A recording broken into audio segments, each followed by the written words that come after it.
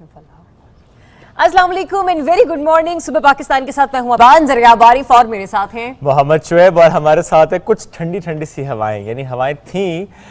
रात मौसम अच्छा था इस्लामाबाद का, अब फिर से गर्मी है। फिलहाल स्टूडियो का मौसम इस वक्त खासा मुझे गर्म नजर आ रहा है और लग भी रहा है। हाँ बिल्कुल, कसम से वाकई इस हवा की बहुत ज़्यादा ज़रूरत है। और जिस तरह से मौसम की एक तो गर्मी, ऊपर से ये स्टूडियो में इतनी हैवी लाइट्स होती हैं, तो मेरे ख्याल से बाज़ औक़ात एसी भी काम करना छोड़ देते हैं। नहीं, ज़ाहिर है थोड़ी रूटीन भी डिफरेंट है, दैट इज़ द रीज़न। थोड़ा सा जी ख्याल रखा जाए बिल्कुल ठीक है। और अल्लाह करे मौसम आज भी अच्छा हो। जिस तरह कल शाम का मौसम था, अचानक से आंधी चली और फिर थोड़ी सी बारिश हुई, यानी हल्की फुल्की सी बारिश थी। वो चंद लम्हे की बारिश थी, लेकिन उसने बड़ा मज़ा करा दिया कि मतलब यानी कि जो लाहौर वाले थे वो भी कॉल करके कह रहे थे कितने लकी हैं आप लोग कि मौसम वहाँ पे इतना अच्छा है और थोड़ी सी जो बारिश की बूंदे हैं वो वहां पर भी भेज दीजिए। मैंने कहा तो बूंदे ही चाहिए, वो तो फिर आपको घर की बाल्टी से भी मिल जाएंगी। बात तो सही है। तो दुआ करें कि इस वक्त कराची समेत जो दीगर शहर हैं जहाँ पर गर्मी की शिद्दत ज्यादा है, लाहौर है, मुल्तान है, वहां पर भी बाराने रहमत बरसे और मौसम जो है वो थोड़ा सा बेहतर हो जाए। स्पेशली अगर हम इस्लामाबाद के मौसम की बात कर लें शुएब, तो आज जो ज्यादा से ज्यादा दर्जा हरारत है वो 32 डिग्री सेंटीग्रेड बताया जा रहा है और वेदर जो है वो पार्शली क्लाउडी रहने का इम्कान जाहिर किया जा रहा है। बारिश बहरहाल नहीं है, लेकिन आज जो है महकमा मौसमियात के मुताबिक इस्लामाबाद, बलाई पंजाब, कश्मीर, गिलगित बल्तिस्तान तेज हवाएं आज भी चलेंगी और गरज चमक के साथ हल्की बारिश का इम्कान भी है। जैसे कि कल शाम को था वैसा आज यहाँ पर इम्कान है। लगता यह है कि यहाँ का जो मौसम इतना बेहतर हो रहा है, ये मौसम थोड़ा सा लेकर वज़ीर-ए-आज़म पाकिस्तान शहबाज शरीफ साहब कराची जा रहे हैं। कराची में गर्मी ज्यादा है तो उन्होंने सोचा कि चलो यहाँ से जरा मौसम लेकर वहां चलते हैं। एग्जैक्टली, तो आज वज़ीर-ए-आज़म पाकिस्तान शहबाज शरीफ साहब का एक रोज़ा दौरा है कराची, इस पर आगे चलकर आपको अपडेट करते हैं। लेकिन जो कल की उनकी मसरूफियात रही हैं उस पर एक क्विक अपडेट आपके साथ शेयर करते हैं। मुल्क को दरपेश संगीन मौशी सूरत हाल का जायजा लिया गया है और जो इकोनॉमिक चैलेंजेस हैं उससे निकलने के लिए हंगामी बुनियादों पर मौशी तजावीज़ और सिफारिशात की तैयारी की हिदायत की है वज़ीर-ए-आज़म शहबाज शरीफ साहब ने। उन्होंने हिदायत की है कि तजावीज़ ज़राअत, सनत, सरमायाकारी, बैंकारी, ताजर और कारोबारी बिरादरी समेत तमाम जो मुतालिका तबकात हैं उनकी आरा की रोशनी में मुरत्तब की जाएंगी। बिल्कुल, और ऐसे में वज़ारत उज़्मा का मनसब बाज़ाब्ता संभालने के बाद वज़ीर-ए-आज़म के ज़ेर सदारत हंगामी इजलास में मौशी बहरान को माहिरीन को सिफारिशात की तैयारी के अहकामात भी जारी कर दिए गए हैं। क्योंकि देखा यह जा रहा है कि सेक्रेटरी खजाना ने इजलास में मुल्क की मौशी सूरत हाल, रेवेन्यूज, बजट खसारों, दाखिली और बैरून कर्ज की सूरत हाल समेत मजमूई कौमी बैलेंस शीट से मुतालिक तफसीली ब्रीफिंग जो है वो उन्हें प्रोवाइड की, जिस पर वज़ीर-ए-आज़म शहबाज शरीफ साहब ने हिदायत की कि मौशी सूरत हाल और संगीन माली खतरात को देखते हुए फौरी तौर पर मिडिल और तवील मुद्दती अहदाफ का जो वाज़ेह तयन है वो किया जाए। मतलब ये नहीं कि ये सोचा जाएगा कि क्वार्टरली और पार्शली जो है वो किस तरह से हमने लॉन्ग टर्म प्लानिंग जो है उनको अच्छे तरीके से एक शेड्यूल में लेकर आना है कि हम किस तरह से मुल्क की मौशी पॉलिसी जो है बेहतर बना सकते हैं। एग्जैक्टली, जब बात आपने की कैसे बेहतर बना सकते हैं, जो बेहतरी आई है 2 रोज में उसका जिक्र करते हैं। मुस्लिम लीग नून के रहनुमा मिफ्ता इस्माइल साहब, उन्होंने कहा कि वज़ीर-ए-आज़म शहबाज शरीफ की क़यादत में हुकूमत मुल्क को मौशी मसाइल से निकालने के लिए तरजीही बुनियादों पर इक़दामात कर रही है। स्टॉक मार्केट, जिसका हमने कल भी जिक्र किया था, तो उन्होंने उसका हवाला दिया कि पीर के रोज 1700 पॉइंट्स का इजाफा हुआ। डॉलर की कदर में मुसलसल कमी आ रही है। ज़र मुबादला के ज़खायर में इजाफा और इस्तेहकाम जो है वो लाना है, ये वक्त की अहम ज़रूरत है। मिफ्ता इस्माइल ने नून लीगी जो रहनुमा उनके हमरा प्रेस कॉन्फ्रेंस की थी और कहा था कि साबिक हुकूमत ने 800 अरब रुपए की ज़िमनी ग्रांट्स दी। साबिका हुकूमत के मुशीरों ने मुल्क की मईशत को दाव पर लगा दिया।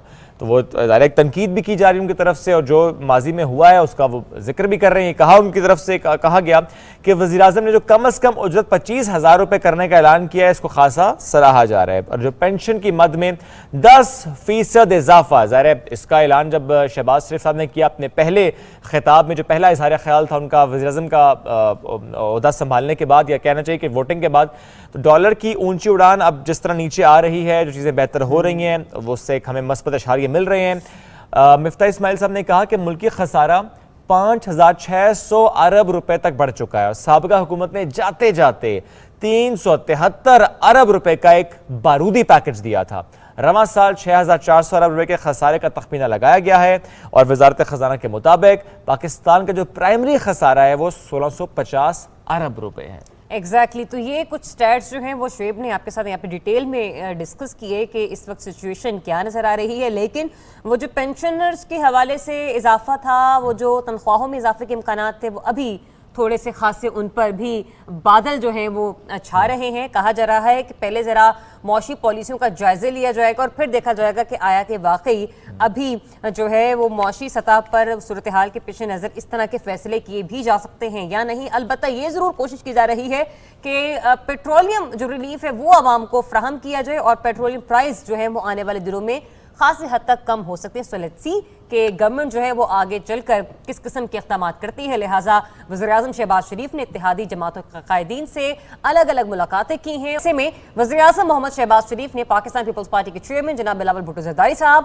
اور ایم کیو ایم کے ڈاکٹر خالد مقبول صدیقی سے بھی ملاقات کی ہے، اور ایسے میں ہم نے دیکھا کہ وزیراعظم شہباز شریف مولانا فضل الرحمان کی رہائش گاہ بھی گئے اور ان سے وہاں پر جا کر ملاقات کی، اور باقی جو اتحادی ہیں ان سے ملاقات بھی ان کی ہوئی ہے، جیسے کہ سردار اختر مینگل صاحب، ڈاکٹر خالد مقسی، شاہزین بگٹی، اسلم بھوتانی، ان سے بھی ان کی ملاقاتیں کل ہوئی ہیں۔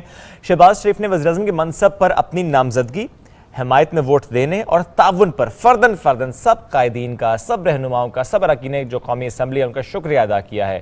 وزیراعظم شہباز شریف نے اتحادی جماعتوں کے قائدین سے جو کیبنٹ کی اب تشکیل ہونی ہے اس پر اہم مشاورت کی ہے کہ کون سے منسٹری کس کے حصے میں آئے گی، تو اس پر یہ مشاورت اس وقت جاری ہے، نہیں کل بھی مشاورت ہوئی، ظاہر ہے کچھ وقت لگے گا اس میں، اور یہ مشاورت ہوگی۔ لیکن ایسے میں شریف دو نام ایسے ہیں جو کہ واضح طور پر سامنے نظر آ رہے ہیں۔ ایک تو انٹیریئر منسٹر کے حوالے سے جس میں رانا ثناء اللہ صاحب کا جو نام ہے وہ خاصا سرگرم نظر آ رہا ہے، اور کچھ تو ہلکے اس بات کے حوالے سے تصدیق بھی کر چکے ہیں جن کو سورسز کہتے ہیں کہ وہ جو ہیں ہمارے انٹیریئر منسٹر ہو سکتے ہیں، اور لیٹس سی کہ کیا واقعی انہی کے نام کا قرعہ نکلتا ہے۔ اور جو ہماری انفارمیشن کی جو منسٹری ہے اس کے بارے میں بھی یہ قیاس آرائے ہیں جو کہ کہا جا رہا ہے کہ 99% جو ہے اسے درست بتائی جا رہی ہیں کہ مریم اورنگزیب صاحبہ جو ہیں وہ آنے والے دنوں میں ہماری باس ہو سکتی ہیں۔ زبردست، اور مریم اورنگزیب صاحبہ جو پہلے بھی انفارمیشن منسٹر تھے تب سے ہمارا ساتھ ظاہر ان کے ساتھ رہا ہے، اور شی از امیزنگ، تو لیٹس سی اس وقت کیا فیصلے ہوتے ہیں۔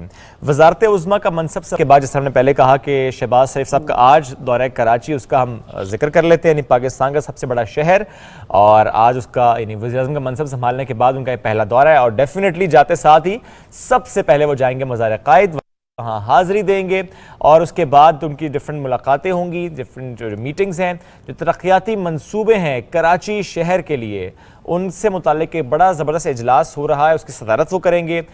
دورہ کراچی کے دوران شہر قائد میں ترقیاتی منصوبوں پر جو حکمت عملی ہے وہ بنائی جائے گی کہ کیسے کراچی کو بھی اب اس لاہور شہر کی طرز پر تیز کرنا ہے۔ جو ڈیولپمنٹ لاہور میں ہوئی تھی جس کے حوالے سے شہباز شریف صاحب کی بہت زیادہ تعریف کی جاتی رہی ہے، اب چونکہ وزیراعظم پاکستان ہے تو ہر شہر ان کی ترجیح ہوگی، اور جب ہر شہر کی بات ہے تو پاکستان کا سب سے بڑا شہر کراچی، اب اس پر بھی دیکھتے ہیں کہ ظاہر اس وقت تو ویسے بھی کولیشن گورنمنٹ ہے، اور اس میں مل جل کر آگے بڑھنے سے بڑا ہی ہمیں مثبت نتیجہ نظر آئے گا۔ پہلے ماضی میں ہم یہ دیکھتے آئے ہیں کہ بیشنگ ہوتی رہی ہے اور کام اس طریقے سے نہیں ہو پایا، لیکن اب چونکہ متحد ہو گئے، سندھ اور کیا کہتے ہیں وفاق کی بات کریں تو ایک سیاسی چپکلش تھی جو خاصی سرگرم تھی، اور ہم نے دیکھا کہ وزیر اعظم اور جو سابق ہمارے وزیر اعظم تھے جناب عمران خان صاحب اور ہماری جو سندھ کی حکومت جناب سید مراد صاحب، ان کے درمیان کچھ سیاسی جو معاملات تھے وہ کسی کروٹ نہیں بیٹھ رہے تھے، کہ جس کی وجہ سے ہم یہ کہہ سکتے ہیں کہ وفاق میں وہ کہتے تھے کہ ہمیں اس طرح سے ترجیح نہیں دی جاتی، اور سندھ کے معاملات میں جو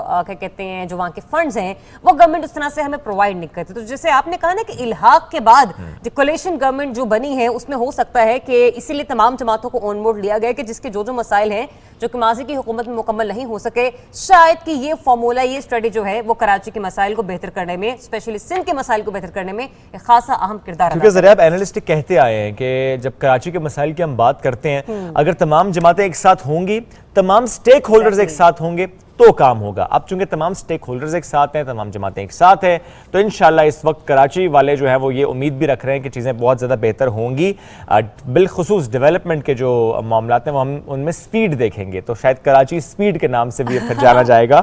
اور جو وسیم اختر صاحب گلا کر رہے تھے اس دن ہی کہ کراچی پیکج کا اعلان نہیں کیا گیا، تو پر امید رہیے کیونکہ وزیر اعظم شہباز شریف کراچی کا دورہ کر رہے ہیں، کیا پتہ وہ پہنچتے ساتھ ہی وہاں پر اپنے خزانے کا جو منہ ہے تجوری جو ہے وہ کھول دیں اور جو اس دن نہیں کہہ سکے شاید وہ اب آپ کو بتا دیں کہ کیا کیا کراچی والوں کو ملنے جا رہا ہے. ایگریمنٹ کی بات انہوں نے کی تھی, ایگریمنٹ کا ذکر نہیں کیا, لیٹس سی اس کا ذکر اب وہ کرتے ہیں نہیں کرتے, بٹ وہ ظاہر ہے چیزیں بہتر ہو گئی. وسیم اختر صاحب نے کل کہا بھی ہے کہ سب مل کر ساتھ چل رہے ہیں, بڑی اچھی بات ہے.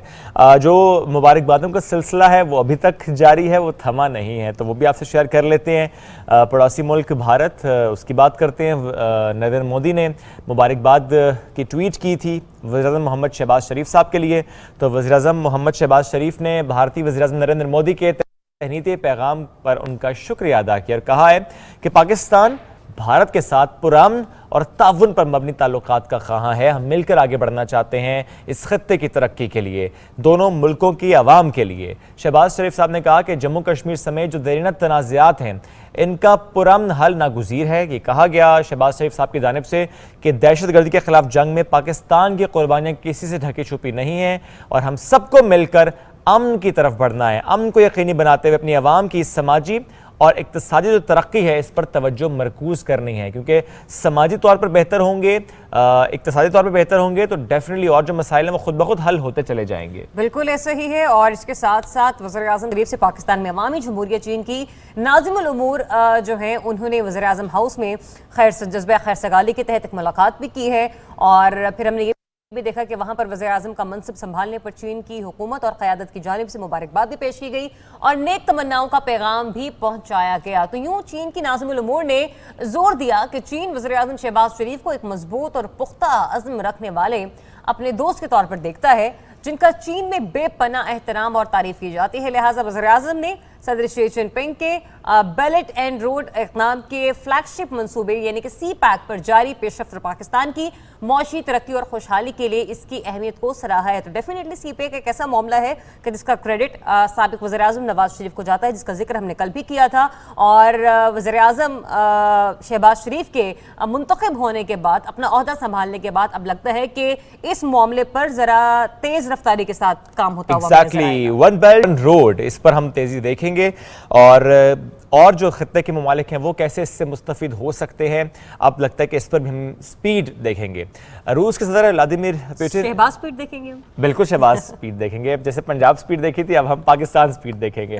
تو روس کے صدر ولادیمیر پوٹن نے محمد شہباز شریف کو وزیراعظم منتخب ہونے پر مبارکباد دی ہے اور پاکستان میں روس کے سفارت خانے کی جانب سے ایک جاری کردہ بیان کے مطابق روسی صدر نے امید کا اظہار بھی کیا ہے کہ شہباز شریف رشیا اور پاکستان کے جو ریلیشنز ہیں اور جو بین الاقوامی دہشت گردی سے نمٹنے اور افغان جو ایک ایشو ہے اس میں جو تعاون ہے اس کو مزید فروغ دیں گے, مل کر آگے بڑھیں گے اور خطے کے جو مسائل ہیں کس طرح سے اس پر ہم نے نمٹنا ہے, ہم مل کر آگے چلیں گے. بالکل ایسا ہی ہے. اور ساتھ ہی ساتھ ہم بات کر لیتے ہیں کل ہونے والی ایک انتہائی اہم کانفرنس کے حوالے سے جو کہ اس وقت موجودہ حالات کے پیش نظر جسے انتہائی جو ہے وہ اہم سمجھا جا رہا تھا, کیونکہ سول قیادت کی طرف سے تو جو ہم نے دیکھا پارلیمانی نظام میں جو ایک نیا رجیم چینج آیا پولیٹیکل وہ تو ہو چکا ہے, لیکن عسکری قیادت عسکری قوت اس سلسلے میں کس حد تک متحرک اور ملک میں جو اس وقت جاری صورتحال ہے اس کو کس طرح سے کنٹرول کرنے کی کوشش کر رہی ہے. لہٰذا اسی سلسلے میں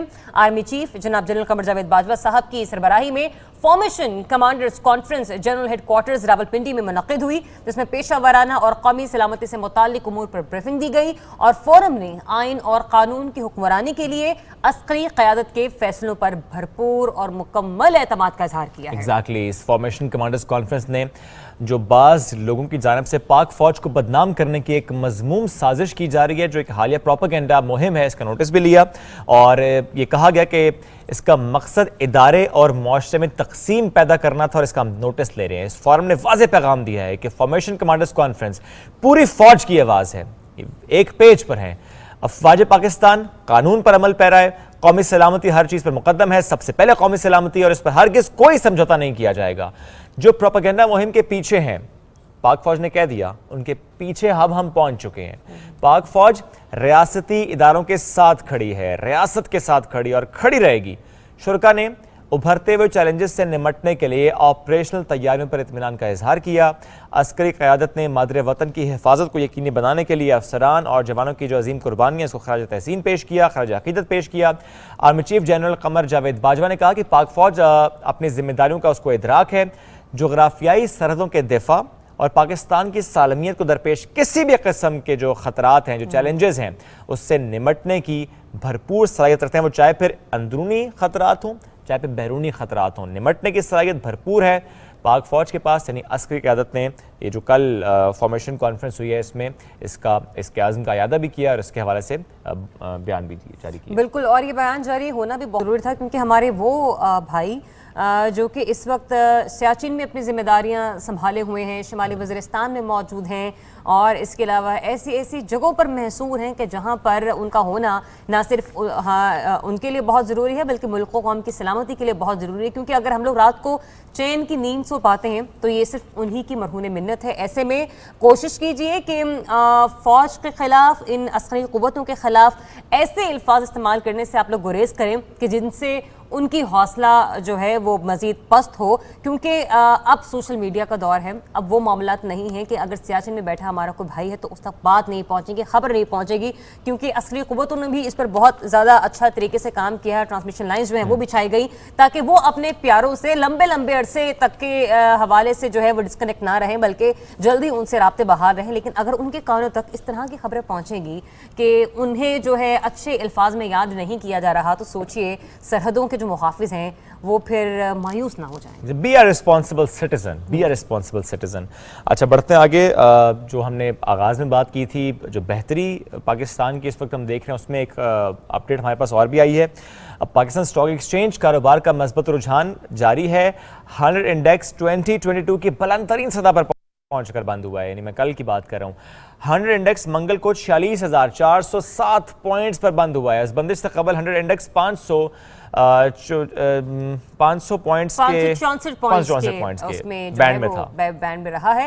تو یہ ایک خاصا اچھا انڈیکس ہے جو کہ اسٹاک ایکسچینج کی طرف سے نظر آ رہا ہے. اور یہ خوشخبری کا سلسلہ جو ہے وہ یہیں پر ہی تھما نہیں ہے. تو جس نے اپنا ذرا زیور بنوانا ہے وہ بھی ذرا تیاری پکڑ لے. ٹھیک ہے، بہن کی شادی ہے، بیٹی کی شادی ہے، ٹھیک ہے، گھر میں نئی بہو لانی ہے.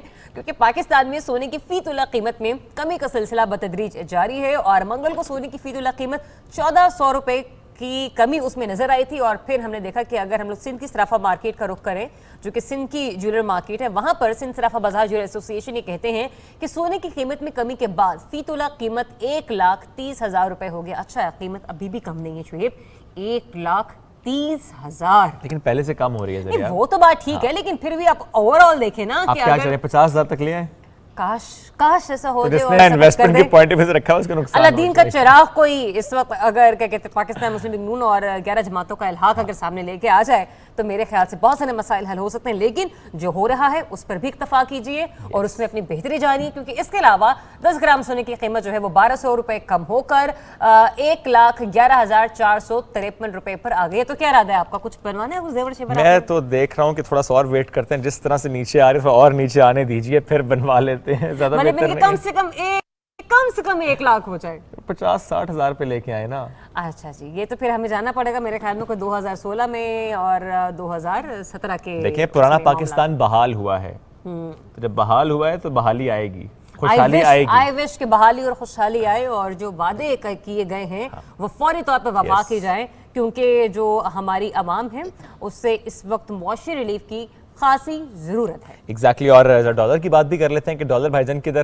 جو تک کوشش کر رہے تھے نا اس کو اب روپیہ اس سے مقابلہ کر رہا ہے. امریکی کرنسی کے مقابلے میں روپیہ کی قدر مستحکم ہونے کا سلسلہ جاری ہے. اسٹیٹ بینک آف پاکستان کے سٹاٹس کے مطابق رواں ہفتے کے دوسرے کاروباری روز کے دوران انٹر بینک میں روپے کے مقابلے میں امریکی ڈالر کی قیمت میں 91 پیسے کی کمی ریکارڈ کی گئی ہے. انٹر بینک میں روپے کے مقابلے میں امریکی ڈالر کی نئی قیمت 182 روپے 93 پیسے سے کم ہو کر 182 روپے 2 پیسے ہو گئی ہے. تو یہ بھی ہم دیکھ رہے ہیں کہ اس میں کمی ہو رہی ہے جو کہ بڑی اچھی بات ہے. اب ذرا بڑھتے ہیں آگے اور کچھ ہم رمضان کی کر لیتے ہیں.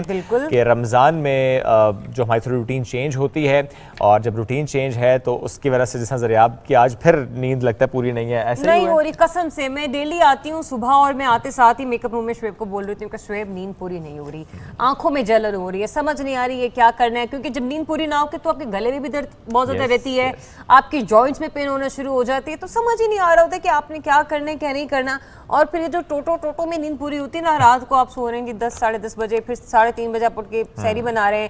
پھر ایسے بھی نہیں ہوتا کہ نماز کے فوراً بعد آپ کو نیند آ جائے، نماز کے بعد بھی سوتے سوتے آپ کو 5:15 ہو جاتے ہیں. ٹھیک ہے، پھر اس کے بعد آپ کا الارم بجتا ہے جی 7 بجے اور بجنے سے پہلے جو 6:45 7 بجنے میں 10 منٹ 7 بجنے میں 5 منٹ وہ ایک مینٹلی ٹارچر آپ کہہ سکتے ہیں کہ آپ کا ذہن جاگ رہا ہوتا ہے بظاہر آپ کی آنکھیں بند ہوتی ہیں لیکن آپ ٹرائی کیجئے کہ آفس کے بعد جا کے ضرور نیند لیا کیجئے کوشش تو یہی ہے لیکن کاموں کی نوعیت کچھ ایسی ہوتی ہے کہ آپ اپنے لیے اس طرح سے ٹائم نہیں نکال پاتے لہٰذا میں یہی کہوں گی کہ اللہ تعالیٰ پلیز تھوڑا سا جو ہے نا وہ رحم کر دیں موسم اچھا کر دیں تاکہ یہ جو روزے ہیں ذرا بہتری کے ساتھ نکل جائیں اور پھر جس طریقے سے آپ اور میں ایسے بول رہے ہوتے ہیں خود سوچیں روزے میں اتنا بولا جاتا ہے بالکل لیکن چلے کوئی بات نہیں بولنا ہمارا کام ہے ہم بولتے رہیں گے ہم بولیں گے تو اپنے روزہ داروں کو انٹرٹین کریں گے ایسا ہی ہے چلیں ایک اپڈیٹ ہمارے پاس ڈیلی بیسس پر یہ بھی ہوتے ہے کہ آج افطار کی کیا ٹائمنگز ہے فقہ حنفیہ کے مطابق آج اسلام آباد میں روزہ 6:42 اور فقہ جعفریہ کے مطابق 6:53 پر روزہ افطار ہوگا اور کل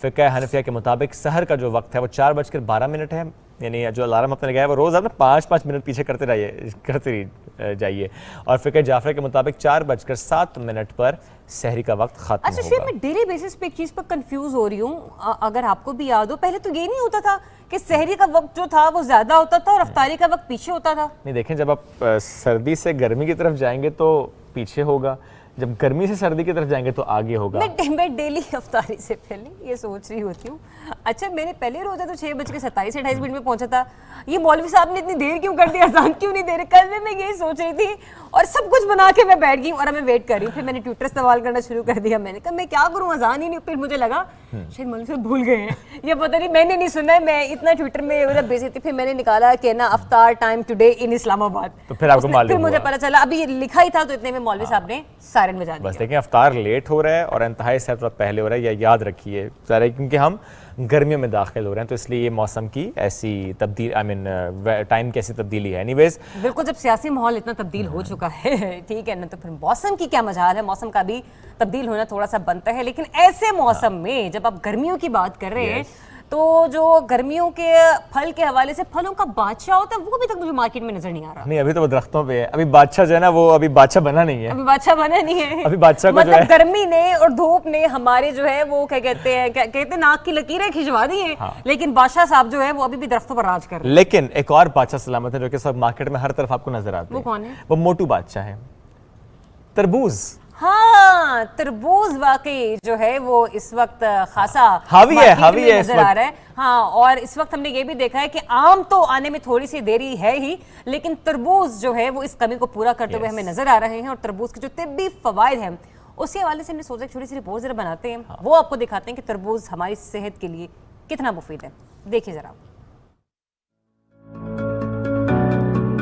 صحت بخش پھل تربوز جسے اپنی غذا کا حصہ بنا کر مختلف فوائد حاصل کیے جا سکتے ہیں تربوز کا 92% حصہ پانی پر مشتمل ہوتا ہے غذائی اجزاء اور وائٹامن سے بھرپور تربوز کو افطار میں کھائیں یا پھر اس کا جوس بنائیں اس پھل کے ایسے بے شمار فوائد ہوتے ہیں جو صحت کو بہتر بنانے میں مددگار ثابت ہوتے ہیں بالخصوص نہار منہ تربوز کھانا انتہائی صحت بخش ہے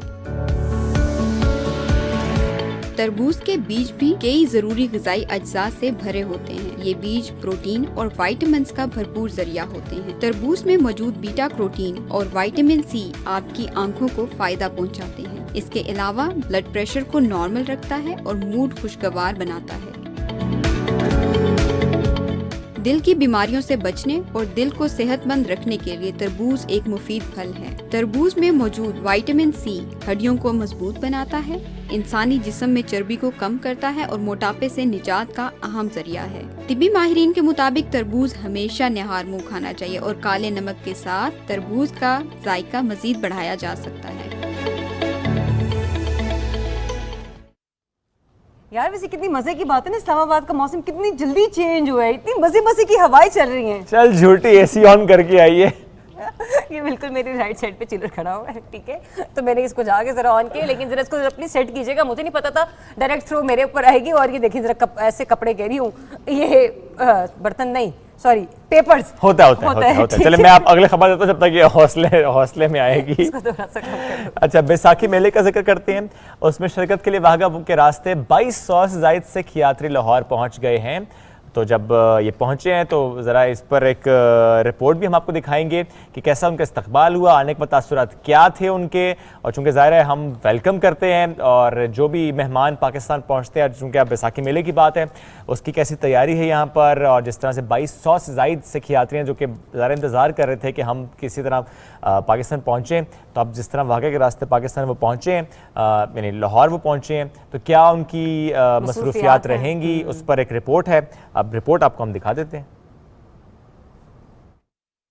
بیساکھی میلے میں شرکت کے لیے 2200 سے زائد سکھ یاتری واگا کے راستے لاہور پہنچے, جہاں متروکہ وقف املاک بورڈ کے حکام اور گردوارہ پربندھک کمیٹی کے پردھان نے مہمانوں کا استقبال کیا اور انہیں پھول پیش کیے. اس موقع پر سیکرٹری متروکہ وقف املاک بورڈ نے کہا کہ سکھ یاتریوں کے قیام و طعام کے لیے شاندار انتظامات کیے گئے ہیں تاکہ وہ اپنی مذہبی رسومات بہتر طور پر ادا کر سکیں. اس موقع پر جتھا لیڈر روندر سنگھ نے کہا کہ ہمیں اپنے گرو کی دھرتی کے درشن کر کے خوشی محسوس ہو رہی ہے اور ہم حکومت پاکستان کی مہمان نوازی سے بہت متاثر ہوئے ہیں. بڑی لمبی اڑیک تو بعد اج پاکستان دی دھرتی تے سرزمین تے پیر رکھے تے بہت بے حد خوشی ہو رہی ہے. سب اپنے ہیں اور سب پیارے, بہت پیارے بھی لگ رہے ہیں, اور یہ جو ویلکم ہے اٹس ویری ڈیفیکلٹ کہ ہاؤ کین سے کوئی لوگ کیسے ڈیفرنٹ کیوں بولتے ہیں, اور جبکہ یہ پرفیکٹ ویسا ہی. بہت اچھا لگ رہا, کاش ہم بھی جہاں پیدا ہوتے. سکھ یاتری لاہور میں مختصر قیام کے بعد خصوصی ٹرینوں کے ذریعے حسن ابدال روانہ ہو گئے, جہاں وہ بیساکھی میلے کی 3 روزہ تقریبات میں شرکت کریں گے. بیساکھی میلے میں شرکت کے بعد سکھ یاتری ننکانہ صاحب, پنجہ صاحب, ڈیرہ صاحب سمیت کرتارپور کی یاترا کریں گے اور اپنی مذہبی رسومات ادا کریں گے. چلے جی, آپ نے رپورٹ دیکھی. ایک بریک کی طرف بڑھیں, جب بریک سے واپس آئیں گے تو ایک نیوٹریشنسٹ آج ہمارے ساتھ موجود ہیں. بہت سے سوالات ہمارے, کچھ ہوں گے آپ کے بھی. آپ ہمیں وہ میسج کر سکتے ہیں ہمارے فیس بک پر, ٹویٹر پر, ہمارے انسٹاگرام ہینڈلز پر. ہم وہ سوال بھی ضرور شیئر کریں گے. ایک بریک, واپس آتے ہیں.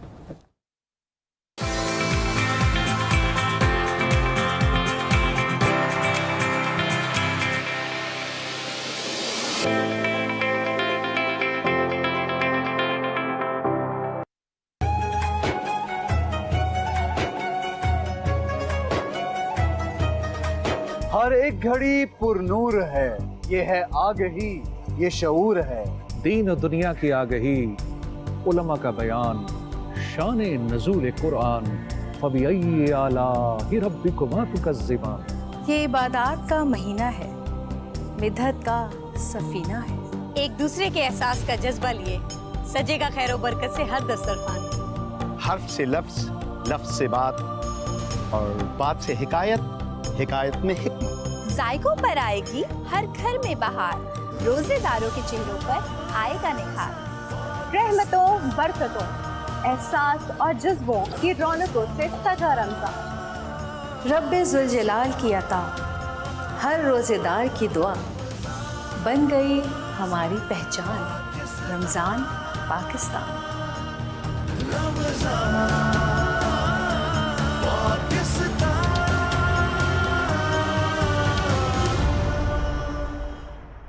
اس مبارک ماہ رمضان کا دوسرا عشرہ باعث مغفرت ہے. استغفر اللہ ربی من کل ذنب اذنبته واتوب الیہ. اے اللہ, میرے گناہوں کو بخش دے اور میری توبہ قبول فرما. جدھر وہ عالی مقام ہوگا.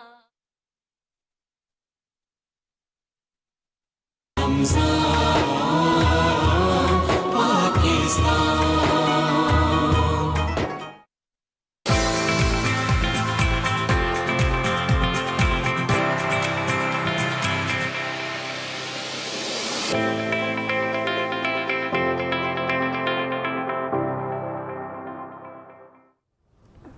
Welcome back after the break. Ramzan جس کی مناسبت سے ہماری کوشش یہ ہوتی ہے کہ روزانہ کی بنیاد پر ہم گائیڈ کریں, تھوڑی سی گائیڈنس خود لیں. سحر اور افطار کی روٹین میں جو غلطیاں کوتاہیاں ہم سے ہو رہی ہیں, امید ہے کہ کچھ نہ کچھ غلطیاں آپ نے اب چھوڑ دی ہوں گی, لیکن اگر کوئی نئی غلطی آپ کر رہے ہیں تو آج ہم کوشش کریں گے کہ اس کا بھی ایک متبادل آپ کے ساتھ شیئر کریں کہ اچھا بھائی جان یہ نہیں کرنا. جیسے کہ رپورٹ میں دکھایا ہم نے آپ کو تربوز, آج کل زیادہ تربوز مارکیٹ میں بہت زیادہ ہے, لوگ بہت زیادہ تربوز کھا رہے ہیں. اب اس رپورٹ میں ایک جملہ تھا کہ نہار منہ کھائیں, تو آج ہم نے سوچا کہ ہم ذرا اس پہ بات بھی کریں گے کہ بھائی نہار منہ ہی کیوں, اگر ہم نے افطار کے وقت کھا لیا یا افطاری کے بعد کھا لیا, رات میں اگر بیٹھے ہوئے ہیں اور ہم نے کہا جی تربوز کھانا تو اس میں کیا مذائقہ ہے. تو آج 3 ٹاپکس ہم لے کر چلیں گے. ایک تو ایک رمضان اور اس کے ساتھ ویٹ لاس, ایک جو کرونک فٹیگ ہوتی ہے اس کے لیے ڈائٹ کیا ہوتی ہے, اور ایک چونکہ سمرز میں روزے آئے ہیں تو اس میں بالخصوص دسترخوان کی زینت کیا ہونی چاہیے. ڈاکٹر سیرش سکندر نیوٹریشنسٹ ہیں, ساتھ موجود ہیں, ان کو ویلکم کرتے ہیں. السلام علیکم. وعلیکم السلام, کیسی ہیں رمضان مبارک. آپ کو بھی. روٹین آپ کی کیسے چل رہی ہے, آپ کے دسترخوان پہ کیا کیا ہوتا ہے؟ الحمدللہ it's going good.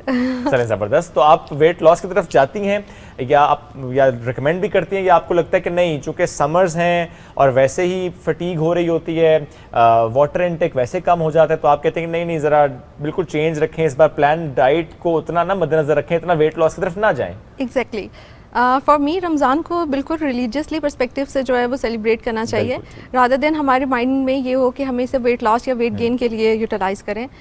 Weight gain اور ویٹ لاس کے لیے یوٹیلائز کیا جا سکتا ہے بائی بیلنسنگ آر ڈائٹ. افطار کے اندر جو ہے بہت فیٹی فوڈ نہیں اور شوگری فوڈس نہیں ہونے چاہیے, لیکن صرف کچھ میرے پاس جو پیشنٹس آتے ہیں دے جسٹ سے کہ جو رمضان ہے ہم نے یہ پورے سال کے لیے سوچا ہوا تھا کہ ہم اس منتھ کے اندر جو ہے ویٹ لاس کریں گے, بیکاز ہم لوگ فاسٹ کر ہی رہے ہوتے ہیں اور اتنی زیادہ لائک ہم نے اسٹارو رہنا ہوتا ہے کچھ آورس کے لیے, تو پرپزلی وہ اس چیز کو رمضان کو ویٹ لاس کے لیے یوٹیلائز کر رہے ہوتے ہیں. Yes, so it's not like good approach for the whole year. ہم لوگوں کو بیلنس ڈائٹ اپروچ جو ہے وہ ٹھیک ہے, صرف رمضان کا انتظار نہ کریں, ایگزیکٹلی پورے سال بندے کے پتر بن کے رہیں. ایگزیکٹلی. جو اللہ تعالیٰ نے بھی جو رمضان کا ہمیں منتھ دیا ہے وہ ہمیں ایک پریکٹس کرنے کے لیے بتایا گیا ہے, اس کائنڈ آف اے جیسچر کہ یہ ایک منتھ ہے کہ ساری جتنی بھی purification detoxification of the body so cloning ہے وہ اس منتھ میں ہوگی, وہ پریکٹس کرنے کے لیے. باقی یہ سارا سال جو ہے وہ پھر اس چیز کو لے کے چلنا چاہیے. اچھا, ہمارے ہاں یہ ایک بڑا کوشچن ہے, اکثر ہم لوگ یہاں پر سب کو گائیڈ کر رہے ہوتے ہیں کہ آپ جو ہے وہ ہیلدی ڈائٹ کھائیں, یہ کریں وہ کریں.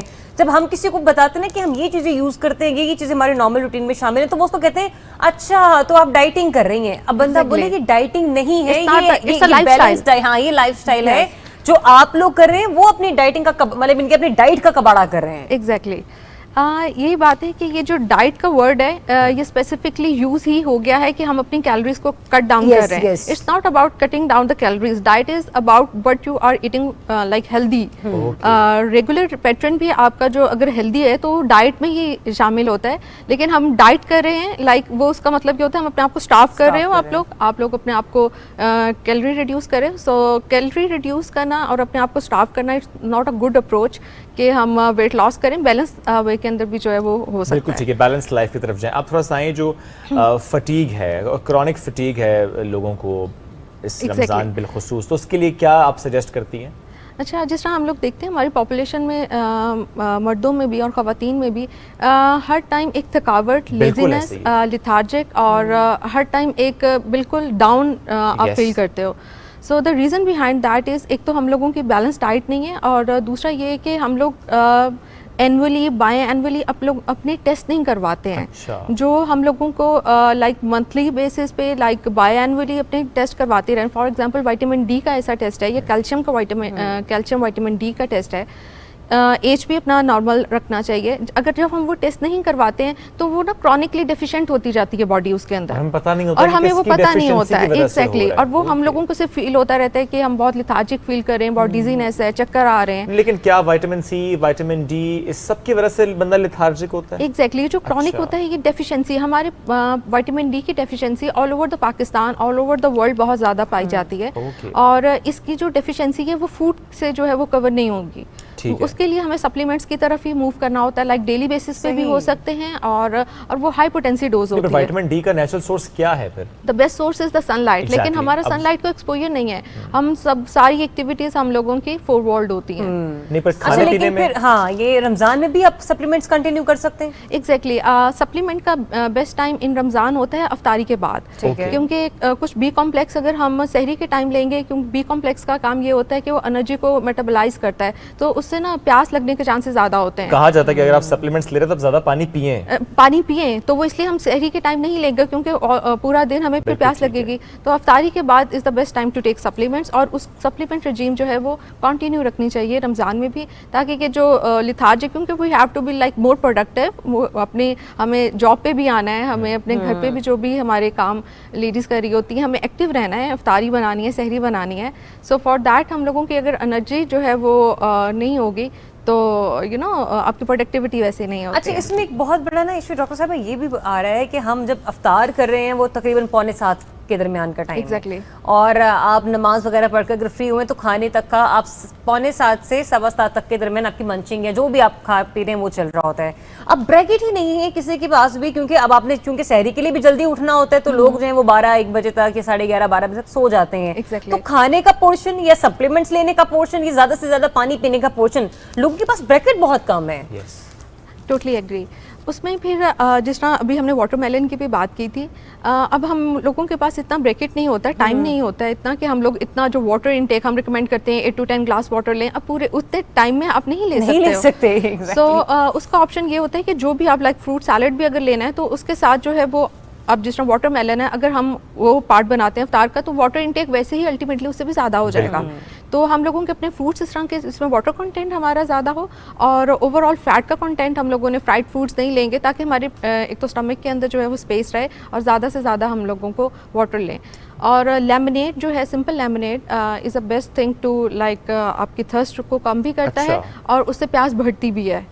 تو جتنا زیادہ وہ آپ کا سائیکل ریپیٹ, کیونکہ افطار کے بعد یوزلی یہ دیکھا گیا کہ ان کو پیاس, کئی لوگوں کو جو ہے وہ پیٹ بھرا ہے, پیاس لگی ہوئی پیٹ بھرا ہوا ہے, تو لیمنیڈ جو ہے وہ آپ کو میٹابولزم زیادہ کرتا ہے, تو ساتھ ساتھ آپ کو پھر پیاس بھی زیادہ لگتی ہے, اور پھر پانی کا انٹیک بھی زیادہ لیا جاتا ہے. تو لیمنیڈ کا استعمال کریں جی, لال شربت کو بائے بائے کر دیں, ایگزیکٹلی, یا اس میں لیمو ڈال لیں. یس, اچھا مجھ سے لیمو نہیں ڈالنا. اچھا, لال شربت میں لیمو نہیں ڈالنا, یہ کیوں؟ I'm not against I'm not against that brand or whatever you say.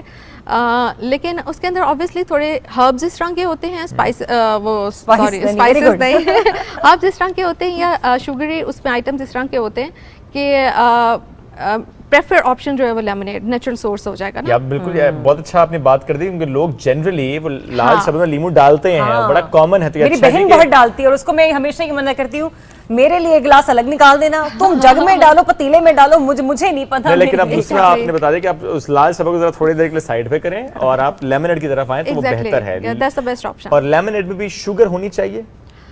Sugar نہیں ہونی چاہیے. دا ریزن بہائنڈ دیٹ کہ اگر آپ جیسے افطار کے لیے آپ کا نا بہت زیادہ ہائپوگلائسیمک ہوتا ہے, ٹھیک ہے, اور ایک دم سے جب آپ اتنا شوگری ڈرنک لو گے تو ایک دم سے انکریز ہوگا. ہر چیز میں شوگر ہی شوگر ہے. ایگزیکٹلی, تو ہمیں اتنا زیادہ شوگر نہیں چاہیے, اور بہت سلولی ہم لوگوں نے لے کے چلنا ہے. تو جو ہمارے فروٹ پلین آپ کا آپشن بیسٹ ہو سکتا ہے کہ آپ نے روزہ کھولا ہے, آپ نے کھجور لی, سفیشینٹ ہے نا, اس میں شوگر آ گئی, اس کے بعد پھر آپ نے ایک گلاس پلین واٹر کا لے لیا یا لیمنیڈ کا لے لیا, and then you can jump in on to like آپ فروٹ سیلڈ کا بول لے لو, اور اس کے اندر جو فائبرز ہیں وہ سلولی فوراً حملہ کرتے ہیں اس پلیٹ پہ جس پہ ہوتے ہیں پکوڑے سموسے. ہم نے مراد ذریعہ ہے, میں بالکل نہیں ہوں. نہیں, لیکن اس میں بھی اگر دل میں مطلب میں نے کل میری بیچاری کام والی جو ہے وہ ڈیلی بیسس پہ تھوڑا سا مٹیریل ریڈی کر کے جاتی ہے, جس میں سے بھی میں اس مٹیریل کو ہاف کر دیتی ہوں کہ یار چلو کل استعمال کر لوں گی. تو 6 سے زیادہ پکوڑے نہیں کھاتی ہے. 5 بھی بن جائے نا, اگر 5 بھی بن جائیں تو اس میں سے 3 رہ جاتے ہیں.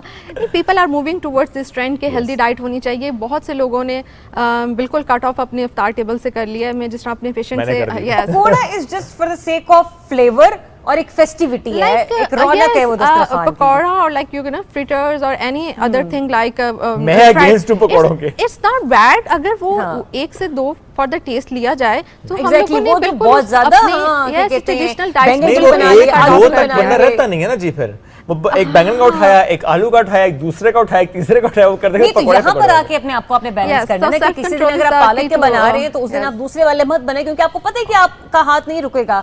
या फिर अगर आप एक दिन आलू और बैंगन के बना लिए तो उस दिन आप पालक वाले और मिर्च वालों को अवॉइड करें. तो यू हैव मल्टीपल ऑप्शंस. यहाँ पर आप अपने आप को थोड़ा सा कंट्रोल करें. अब मुझे बताएं कोई ऐसा ड्रिंक या कोई ऐसी स्मूदी जो कि एनर्जी के लिए, जिसमें ड्राई फ्रूट्स भी हों, जिसमें खजूर भी हो, ताकि वो एक आप कहें ये स्मूदी में ड्राई फ्रूट्स कहाँ से आ जाएंगे? डाल सकते हैं, क्या मसला है? हो सकते हैं. This can be the part of smoothie.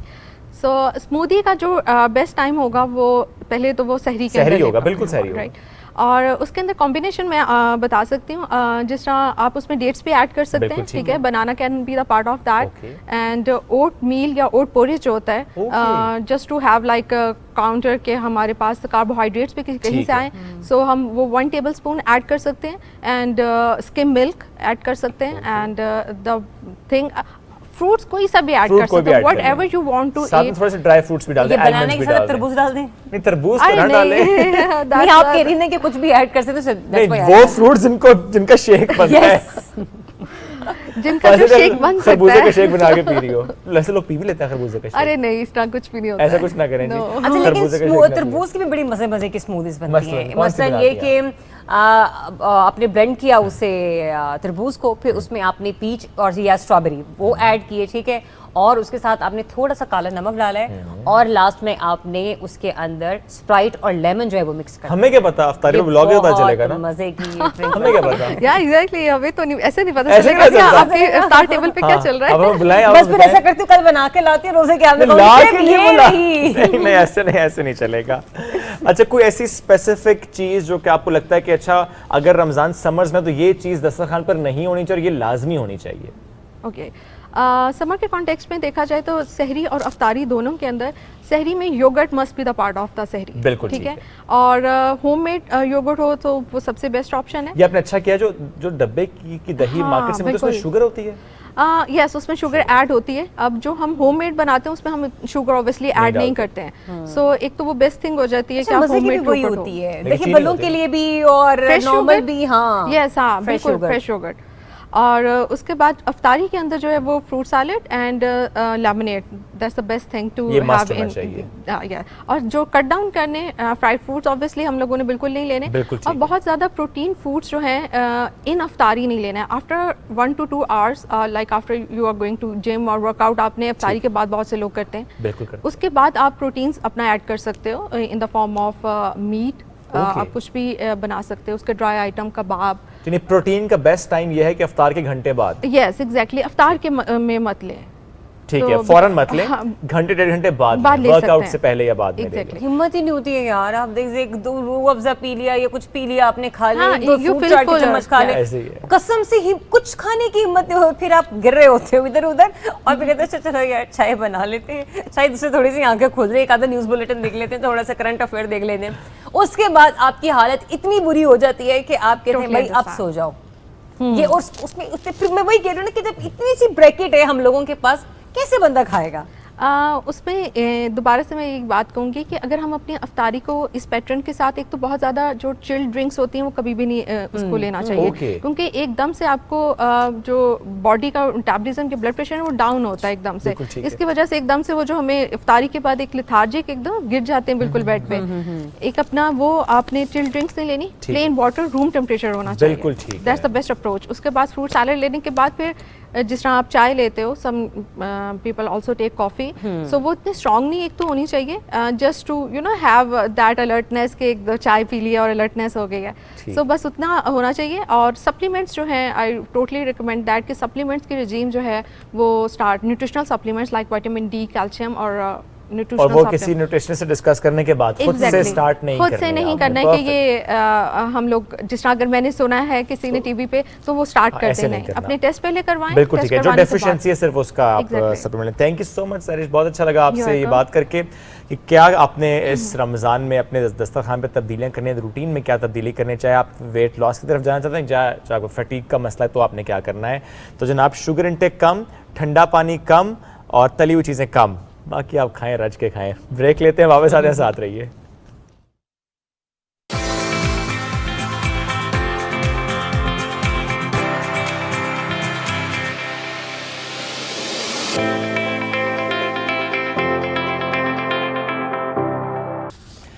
Welcome back. News headlines आप जान चुके हैं, ज़रा बढ़ते हैं आगे और ख़बर इस्लामाबाद से हमारे पास ये है कि मेट्रो बस सर्विस पेशावर मोड़ से लेकर एयरपोर्ट तक 2018 में ऑपरेशनल होना था, लेकिन ताख़ीर हुई। अब कब ऑपरेशनल होगी, क्या अहकाम जारी किए गए हैं? वज़ीर-ए-आज़म पाकिस्तान मोहम्मद शहबाज शरीफ साहब की जानिब से इस पर आज हम बात करेंगे। हमारे नुमाइंदे हसन भट्ट ने में ज्वाइन किया। हसन, गुड मॉर्निंग, थोड़ा सा अपडेट कीजिएगा, कौन कौन से नए ऐलानात किए गए हैं बिलखुसूस ये मेट्रो बस सर्विस पेशावर मोड़ टू एयरपोर्ट? जी बिल्कुल, जो वज़ीर-ए-आज़म मोहम्मद शहबाज शरीफ ने ऑफिस संभालते सार ही हम देख रहे हैं कि जो तरक्याती मनसूबे हैं उनके अंदर एक नई, जिसको कहते हैं एनर्जी जो है वो फूंकती है। और हम ये देख रहे हैं कि जी ये जो मेट्रो बस का जो ये तोसी मनसूबा था, जो पेशावर मोड़ से लेकर जो न्यू इस्लामाबाद एयरपोर्ट है यहाँ तक के दरमियान जो ये ट्रैक 2 चलना था, ये 2018 में चलना था। 4 साल की तोसी के बाद उन्होंने जो है जब इक़्तिदार में आए हैं, ओहदा संभाला है और साथ ही जो है वो एक बड़ा ऐलान किया है जिसके तहत जी 4-5 दिनों के अंदर ये जो मंसूबा है इस पर जो है वो इसको स्टार्ट कर दिया जाएगा, ये बस सर्विस शुरू कर दी जाएगी। इस हवाले से मैं थोड़ी सी इस मंसूबे की तफसीलात आपको देता चलूँ कि ये तकरीबन जो है वो 25.6 किलोमीटर का जो ये ट्रैक है जो स्टार्ट होता है इस्लामाबाद में पेशावर मोड़ के मुकाम से और ऑनवर्ड जाता है इस्लामाबाद एयरपोर्ट तक। इसके दरमियान 14 स्टेशन हैं और 30 जो है वो यहाँ पर बसें चलाई जाएंगी और शहरियों के लिए मैस ट्रांजिट के हवाले से ये एक बहुत ज़बरदस्त मंसूबा है। हमें थोड़ा सा ये भी याद रखना होगा कि इसका जो ट्रैक 1 है जो रावलपिंडी में सदर से लेकर 22 किलोमीटर का वो ट्रैक है, सदर से लेकर पाक सेक्रेटेरिएट तक, उसके ऊपर 24 स्टेशन हैं।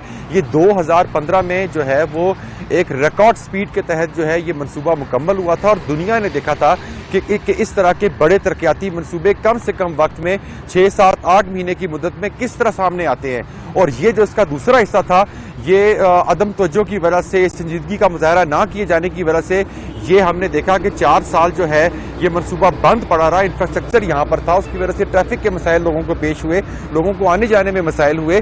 तो जूं ही जो है वो हमारे वज़ीर-ए-आज़म मोहम्मद शहबाज शरीफ ने ओहदा संभाला, अपने मनसब के ऊपर आए, तो हमने देखा कि जनाब किस तरीके से जो है उन्होंने इसको 5 दिनों में इस सर्विस को चलाने का हुक्म दिया। जी अच्छा हसन, थोड़ा सा मैं चाहूँगा कि आपने इसका अपने बैकग्राउंड तो बताया, लेकिन इस वक्त ऑन ग्राउंड सिचुएशन क्या है?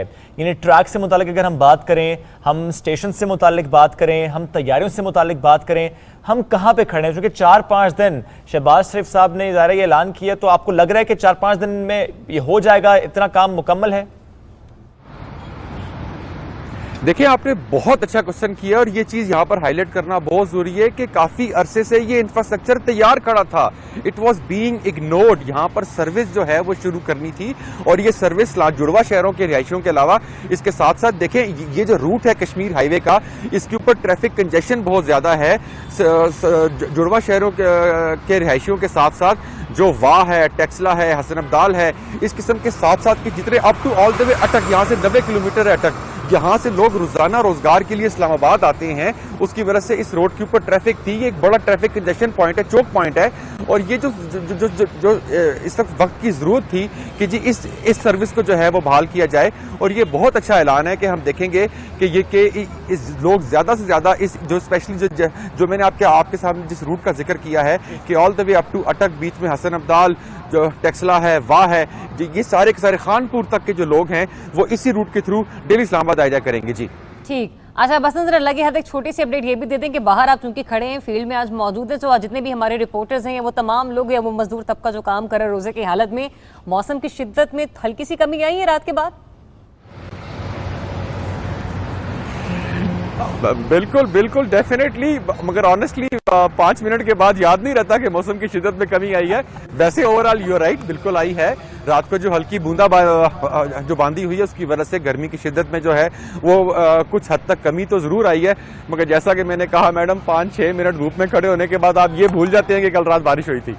चलिए अपना ख्याल रखिए Hasan, and we just hope कि मौसम जो है वो थोड़ा सा बेहतर हो जाए और जितने भी लोग बाहर फील्ड में काम कर रहे हैं, जिसमें मैंने कहा ना कि हमारे कुछ नुमाइंदे हैं जो कि फील्ड में हमें नजर आ रहे हैं, साथ ही साथ मजदूर तबका है, रेडीबान है, ठीक है, वो सब अपने अपने कामों पर मौजूद हैं। तो अल्लाह ताला से दुआ है कि वैसे भी मगफरत का जो अशरा है वो शुरू होने जा रहा है, रहमत का अशरा ख़त्म हुआ है, लेकिन माह रमज़ान जब तक चलता रहेगा रहमतों का नुज़ूल यूं ही जारी उसारी रहेगा और हम अल्लाह ताला से ज़रा बारान रहमत की भी इल्तिजा करते हैं। बेशक ऐसी अल्लाह ताला से बारान रहमत की इल्तिजा भी है।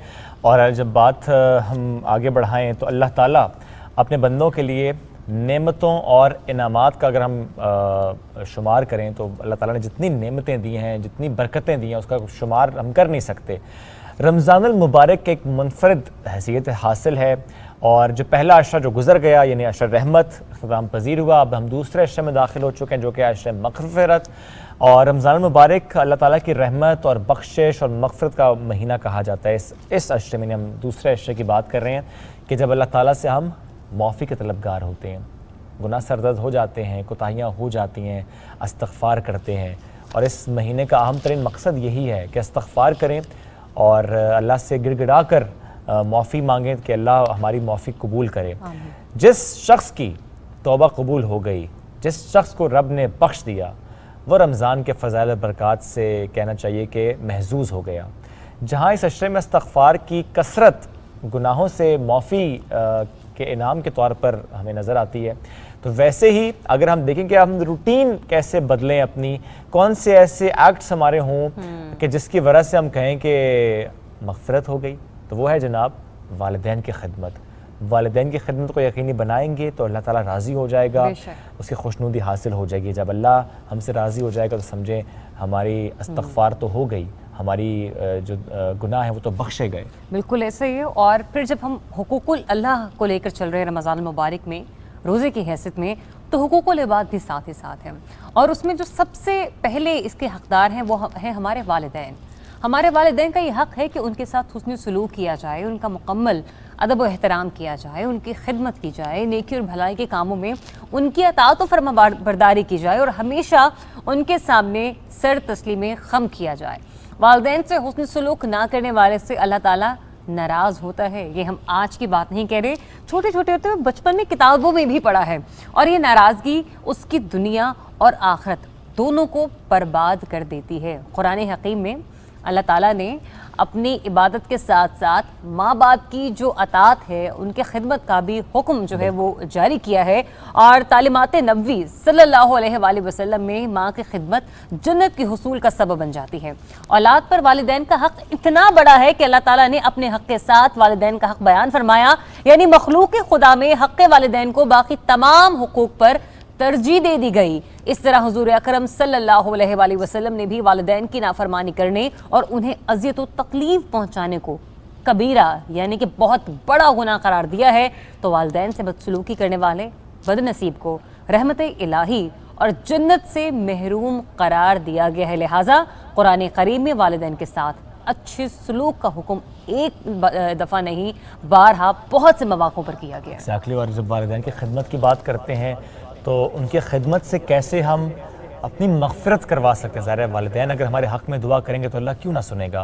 तो सुबह पाकिस्तान में आज इस मौजू पर बात करने के लिए हमें ज्वाइन किया है अल्लामा असलम रिजवी साहब ने और डॉक्टर मोहसिन ज़िया काजी साहब ने। अब दोनों मेहमानों का शुक्रिया वेलकम करेंगे और उनके साथ साथ आज हमारे साथ मौजूद है सैयद एजाज़ काज़मी साहब। तो पहले उनकी तरफ बढ़ेंगे कि नात रसूल मकबूल की सादत हासिल करने के लिए आज वो हमारे साथ मौजूद है सैयद एजाज़ काज़मी साहब।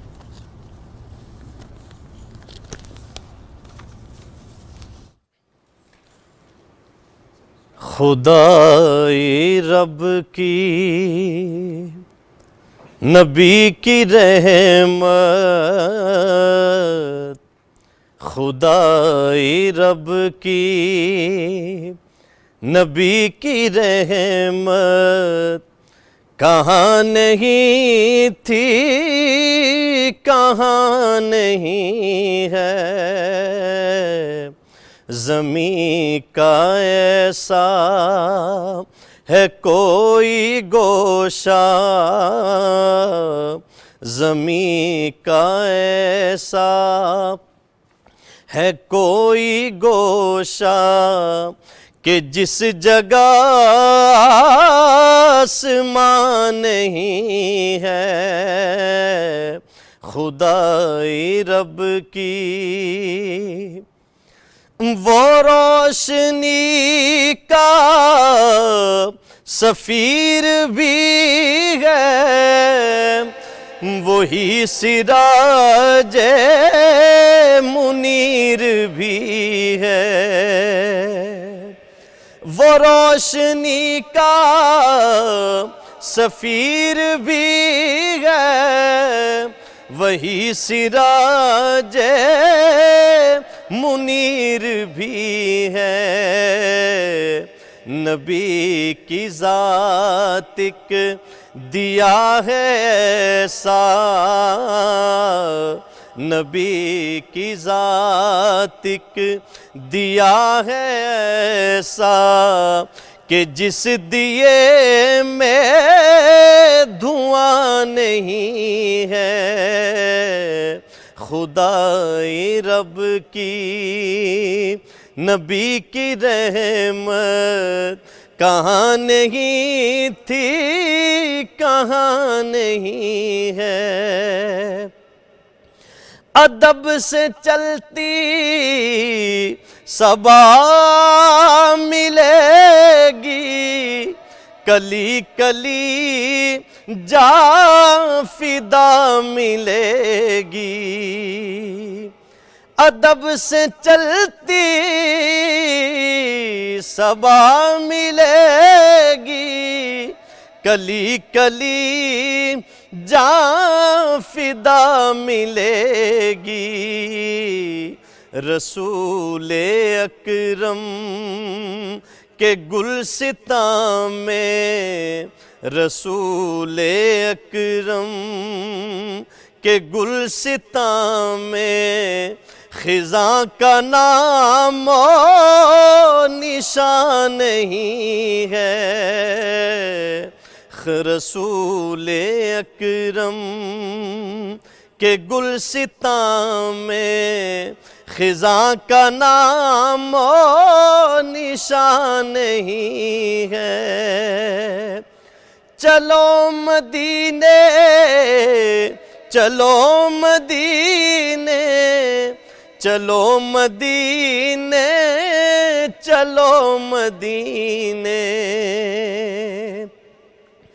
چلو مدینے چلو مدینے چلو مدینے چلو مدینے، زمین کے اوپر فلک کے نیچے کہیں بھی جائے امان نہیں ہے، درود بھیجو سلام بھیجو، یہی ہے ارشاد رب کا لوگو،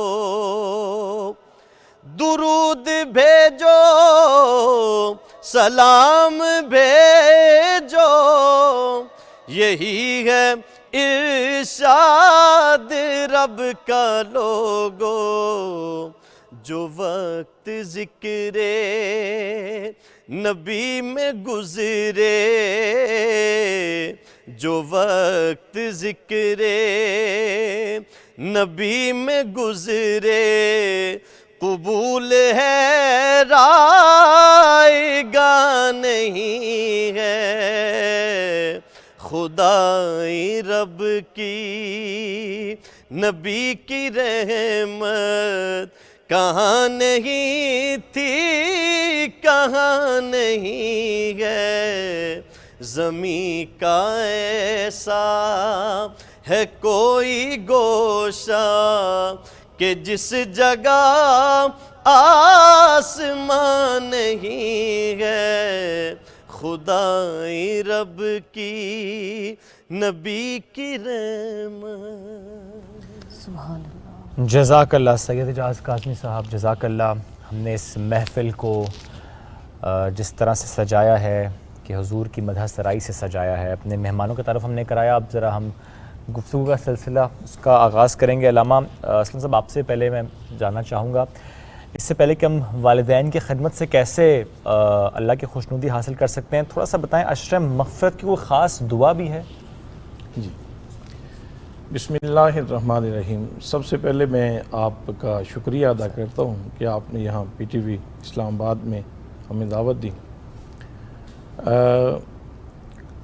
رمضان المبارک کا جو درمیانی عشرہ ہے، جیسے آپ نے کہا کہ یہ مغفرت کا عشرہ ہے، اور پھر اس میں اللہ کریم کی طرف سے حصول مغفرت کے بہت سارے ذرائع ہیں. بے شک. اور انہی ذرائع میں سے ایک یہ دعا ہے، استغفر اللہ ربی من کل ذنب و اتوب الیہ. یہ مسنون دعا ہے اور نبی کریم صلی اللہ تعالیٰ علیہ وسلم کی ارشاد فرمودہ ہے.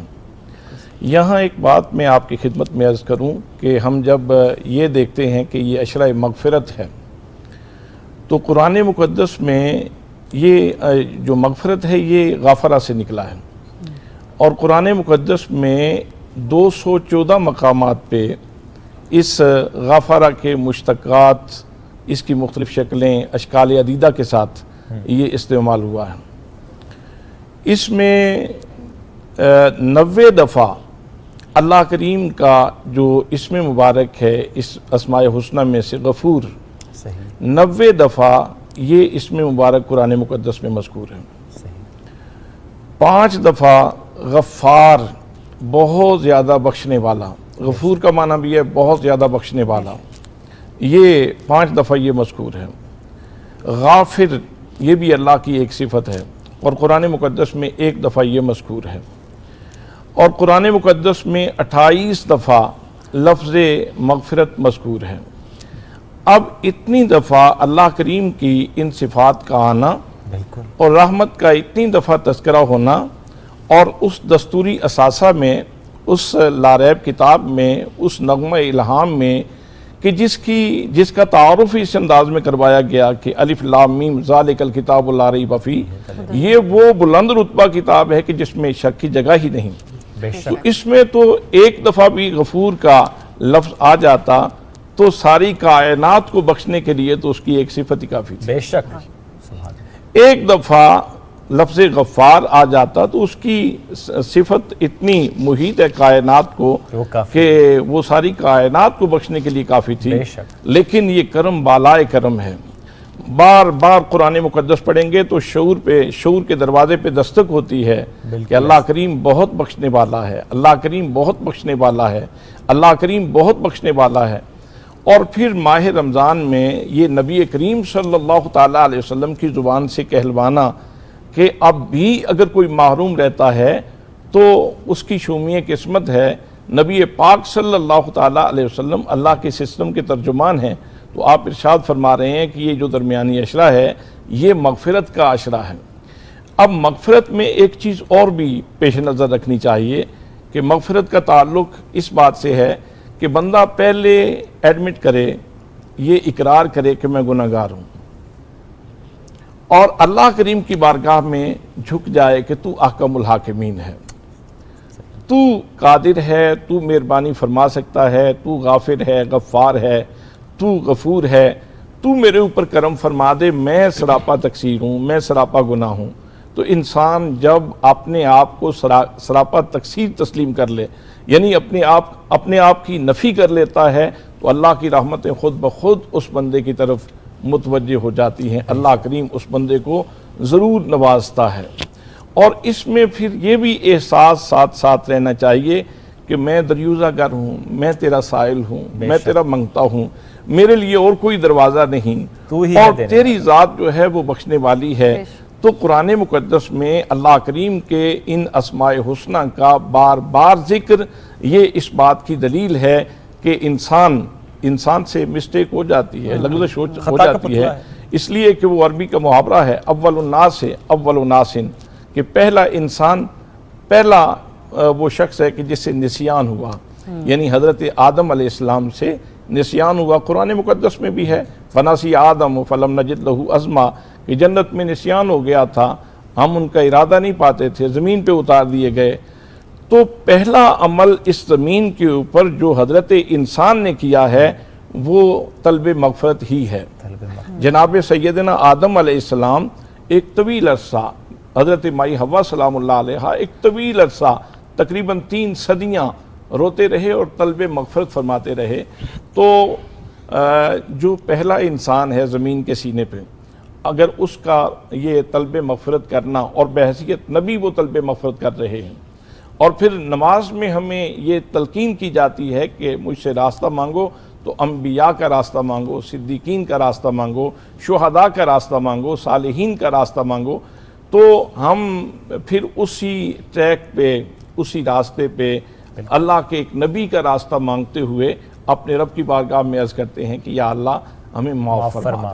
اور پھر جب 3 صدیاں گزرنے کے بعد جناب سیدنا آدم علیہ السلام نبی کریم صلی اللہ تعالیٰ علیہ وسلم کے وسیلہ جلیلہ سے، جیسے مستدرک امام حاکم میں ہے، دیگر بہت ساری کتابوں میں ہے کہ جب انہوں نے حضور صلی اللہ تعالیٰ علیہ وسلم کی ذات گرامی کا وسیلہ ڈالا تو اللہ کریم نے فوراً مہربانی فرما دی، فَتَلَقَّى آدَمُ مِن رَبِّهِ كَلِمَاتٍ فَتَابَ عَلَيْهِ إِنَّهُ هُوَ التَّوَّابُ الرَّحِيمُ، کہ جب آدم علیہ السلام نے چند کلمات سیکھ لیے تو اللہ کریم نے فوراً توبہ قبول فرما لی۔ یہاں فا جو ہے تعقیب مال وصل کے لیے آتا ہے، یعنی ایک کام کے فوراً دوسرا کام ہونے کے لیے فا کو استعمال کیا جاتا ہے کہ فَتَلَقَّى آدَمُ مِن رَبِّهِ كَلِمَاتٍ فَتَابَ عَلَيْهِ، فوراً توبہ قبول فرما لی۔ اِنَّهُ هُوَ التَّوَّابُ الرَّحِيمُ، بے شک اللہ کریم شان توابی کا مالک ہے اور شان رحیمی کا مالک ہے۔ یہاں ایک سوال ذہن میں آتا ہے کہ یا اللہ اگر تو شان توابی کا مالک ہے اور شان رحیمی کا مالک ہے تو پھر ہمارے ابا جان کو اتنا عرصہ رلایا کیوں ہے؟ 3 صدیاں رونا، اور پوری آپ کی اولاد کا رونا ایک طرف رکھا جائے اور جناب آدم علیہ السلام کا رونا، آپ کے آنسو، آپ کا گریہ ایک طرف ہو، تو جناب آدم علیہ السلام کے آنسو زیادہ ہیں۔ بے شک اتنا رلایا ہمارے جد اعلیٰ کو، ہمارے والد کو، ہمارے باپ کو، تو قرآن مقدس اس آیت کا اسلوب ہمیں اس کا جواب دیتا ہے کہ تم مانگنے کا سلیقہ سیکھو، اللہ کی شان توابی ضرور حرکت میں آئے گی اور اللہ کی شان رحیمی ضرور دیکھو گے، بس شرط یہ ہے کہ اللہ سے معافی مانگو اور ساتھ محبوب کے وسیلے سے معافی مانگو۔ بے شک بہت خوبصورت آپ نے بات کی، اور وسیلے سے مانگنا بھی چاہیے، لیکن ہم نے ماضی میں کچھ اس طرح سے بھی دیکھا ڈاکٹر محسن ضیاء قاضی صاحب کہ حضور اکرم صلی اللہ علیہ وآلہ وسلم بہت سے لوگوں کے لیے وسیلہ نجات بنے۔ 11 رمضان المبارک سے متعلق ایک خصوصی معاہدہ جسے موقعات مدینہ کا نام دیا گیا، اور ہم نے دیکھا کہ جب رسول اکرم صلی اللہ علیہ وآلہ وسلم مدینہ منورہ تشریف لے کر آتے ہیں تو اس وقت جو مہاجرین مکہ تھے وہ یہاں پر ہجرت کر کے آتے ہیں، تو اس وقت انصار اور جو تھے ہمارے وہاں کے لوگ، انہیں انصار اور مہاجرین کو آپس میں بھائی بھائی بنا دیا گیا، اور یہ درس دیا گیا کہ آپ نے کس طرح سے مل جل کر رہنا ہے، ایک دوسرے کا ساتھ دینا ہے، اور اپنی خوشیاں اور اپنے غم اسی طرح سے آپس میں بانٹتے ہیں جیسے کہ تم اپنے گھر والوں کے ساتھ، رشتہ داروں کے ساتھ بانٹتے ہو۔ آج کی موجودہ صورتحال میں، آج کے حالات میں 11 رمضان المبارک کے حوالے سے آپ مواخات کے اس حوالے کا بھی ذکر دیجیے گا، اور یہ بھی بتائے گا کہ ہم لوگ کس طرح سے اس پر عمل پیرا ہو سکتے ہیں۔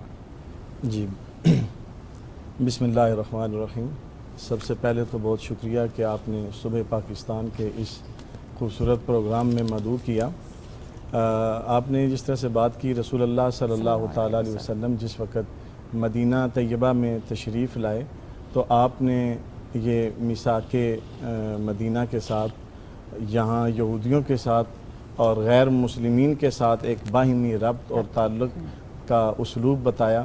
وہیں رسول اللہ صلی اللہ علیہ وسلم نے مسلمانوں کو باہمی آپس میں مل جل کر پیار سے رہنے کا طریقہ سکھایا۔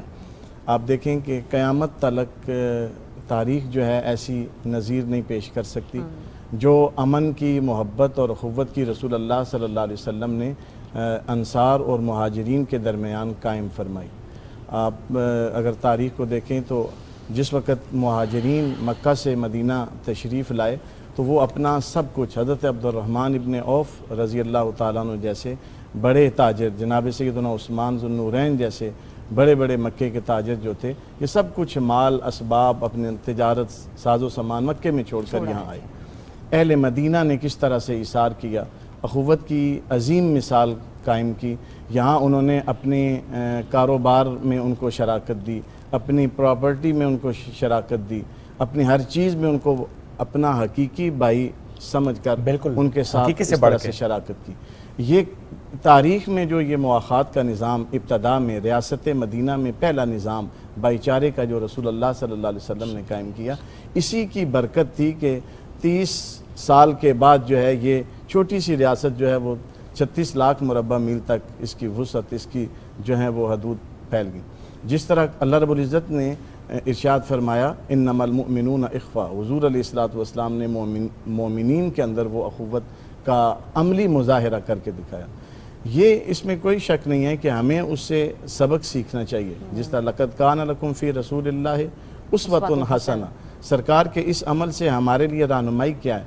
क्या आप इस वक्त मुल्क पाकिस्तान में देखें, पूरी दुनिया में आप देखें कि हमारे अंदर बर्दाश्त नहीं है, हमारे अंदर ईसार नहीं है, हमारे अंदर वो जज्बा अख़ुवत नहीं है कि हम अपने ट्रैफिक के इशारे से लेकर अपनी घरेलू मिसालें तक, दफातर में अपने कुलीग से लेकर तलबा आपस में और इसी तरह एक महल्ले में, सोसाइटी में हम रहते हुए हम उस जज्बे से खाली हैं। हमारे अंदर वो इत्तेहाद नहीं है, वो यकजहती नहीं है, वो अख़ुवत नहीं है। बड़ा खूबसूरत आपने ये इस तरफ लोगों की तवज्जो जो है वो मबजूल कराई है कि अगर हम इस रमज़ानुल मुबारक में जहाँ अल्लाह से मग़फ़रत तलब करते हैं, हक़ूक़ुल इबाद में तो ये बहुत बड़ी चीज़ है ना कि आप एक दूसरे के लिए इसार का जज्बा रखें, एक दूसरे के लिए कुर्बानी का जज्बा रखें, एक दूसरे को अपने से मुक़द्दम समझें। जहाँ अल्लाह फरमाता है लन तनालुल बिर्र हत्ता तुनफ़िकू मिम्मा तुहिब्बून, कि अपनी पसंदीदा चीज़ें जब तक आप इसार न करें नेकी नहीं है। उतरन जो है वो नेकी के ज़ुमरे में नहीं आती, बल्कि जिसकी तलब और हाजत आपको है वो अपने भाई के लिए बिल्कुल जैसा अपने लिए पसंद करते जी, अपने लिए पसंद करें वैसा अपने भाई के लिए पसंद करें। ईसार अख़ुवत वो मिसाल जो रसूलुल्लाह सल्लल्लाहु अलैहि वसल्लम ने मुआख़ात मदीना में कायम की, वो हमें उसको कायम करने की ज़रूरत है। हम तो यही वजूहात हैं, यही कुछ मसाइल हैं जिसकी वजह से हमारी सोसाइटी में वो कामयाबी, वो फलाह और वो बहबूद के मसाइल जो हैं वो बेहतर नहीं हो पा रहे कि हम इस अख़ुवत के इस अज़ीम रसूलुल्लाह सल्लल्लाहु अलैहि वसल्लम के तरीके से हम खाली हैं। और फिर ये भी आप देखें कि जब हम आपस में भाइयों में इसार नहीं होगा, मुसलमानों में इसार नहीं होगा, हमारे यहाँ तो ये है कि हम तो ना पॉलिटिकली किसी को बर्दाश्त करते हैं, ना मजहबी तौर पे किसी को बर्दाश्त करते हैं। हम जिस सेक्टर में हैं बस हम उसी को समझते हैं, अपनी बात को दुरुस्त समझते हैं, और दूसरे की बात को हम जो है वो गलत समझते हैं और उसको हमेशा से ही। और फिर ये नहीं है कि हमारे अंदर अदम बर्दाश्त का ये जज्बा नहीं है कि हम किसी की अच्छाई को अच्छाई कहें और किसी की बुराई को बुराई कहें। यही कमाल है ना इंसान का कि वो अपने मद्दे मुकाबल भी जो आदमी है उसकी खूबियों की का मोतरफ हो। अब देखें इससे तो मुशरिकीन मक्का पीर साहब की मौजूदगी में मैं ये बात कर रहा हूँ कि मुशरिकीन मक्का रसूलुल्लाह सल्लल्लाहु अलैहि वसल्लम के मुखालफत में निकले कहाँ, शाह हबश के पास पहुँच गए। लेकिन जहाँ बात आई कि हुजूर का किरदार कैसा है, उनका जी है तो वो सादिकुल अमीन। बेशक बेशक। तो यही चीज़ है कि आप मजहबी तौर पर और सियासी तौर पर, मुआशरती तौर पर जो आपका मुखालिफ है आप उसके अच्छे औसाफ को तस्लीम करें, उसकी अच्छी खूबियों को तस्लीम करें, और बुराइयां अगर अपनों में भी हैं तो उसको भी आप तस्लीम करें उसकी, बिल्कुल और एडमिट करें कि ये बुराई है। हाँ, उसको तस्लीम करें। और ये कतक लाने के बाद ये एक बड़ा मसला है कि अपनों में अगर हम बुराई भी देखें तो हम वो पी जाते हैं, हम वो कहते हैं अच्छा नहीं कुछ नहीं है, उसको हम जस्टिफाई करते हैं। लेकिन जब मुखालिफ समत की बुराई हो तो उसको हम बढ़ा चढ़ा के बयान करते हैं, अच्छाइयों की जिक्र नहीं करते जी। इसीलिए कुरान मजीद में अल्लाह रब्बुल इज़्ज़त ने इरशाद फरमाया ना, तुम्हें किसी कौम की दुश्मनी जो है वो इंसाफ से ना रोके। कि इंसाफ जो है चाहे उसमें अपना आदमी है चाहे उसका कोई पराया आदमी है, वहाँ इंसाफ के अदल के तवाज़ुन को आप कायम रखें। बिल्कुल। तो ये चीज़ जो है वो सोसाइटी में अदल का तवाज़ुन कायम रखेंगे तो मामलात बड़े अच्छे। एक तवाज़ुन हमने भी बरकरार रखना है। थोड़ी सी ब्रेक की तरफ बढ़ना है, लेकिन उससे पहले ज़रा हम चूंकि डेली बेसिस पे उन बच्चों को शामिल करते हैं जिनका पहला रोज़ा है, और आज भी एक छोटा सा बच्चा है जनाब, इसका नाम है मोहम्मद बिन जहांगीर। 8 साल का ये बच्चा है, पहला रोज़ा इसने रखा है और उसकी पिक्चर इसने सुबह पाकिस्तान की टीम के साथ शेयर की है। तो मोहम्मद बिन जहांगीर, आपको आपका पहला रोज़ा बहुत बहुत मुबारक हो और इस दुआ के साथ कि अल्लाह ताला आपको आगे भी मज़ीद हिम्मत अता करे और आपको इसका अजर सवाब जो है वो ज़रूर अता करे।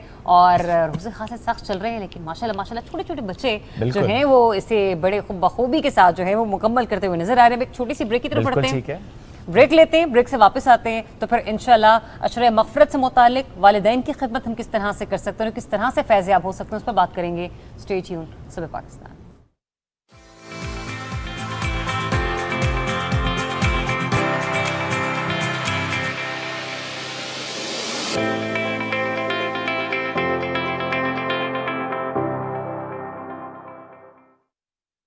इस मुबारक माह रमजान का दूसरा अशरा बाइस मग़फ़िरत है। अस्तग़फिरुल्लाह रब्बी मिन कुल्ली ज़ंबिन अज़नबतुहु व अतूबु इलैह। ऐ अल्लाह, मेरे गुनाहों को बख्श दे और मेरी तौबा कबूल फरमा। जिधर वो आली मकाम होगा।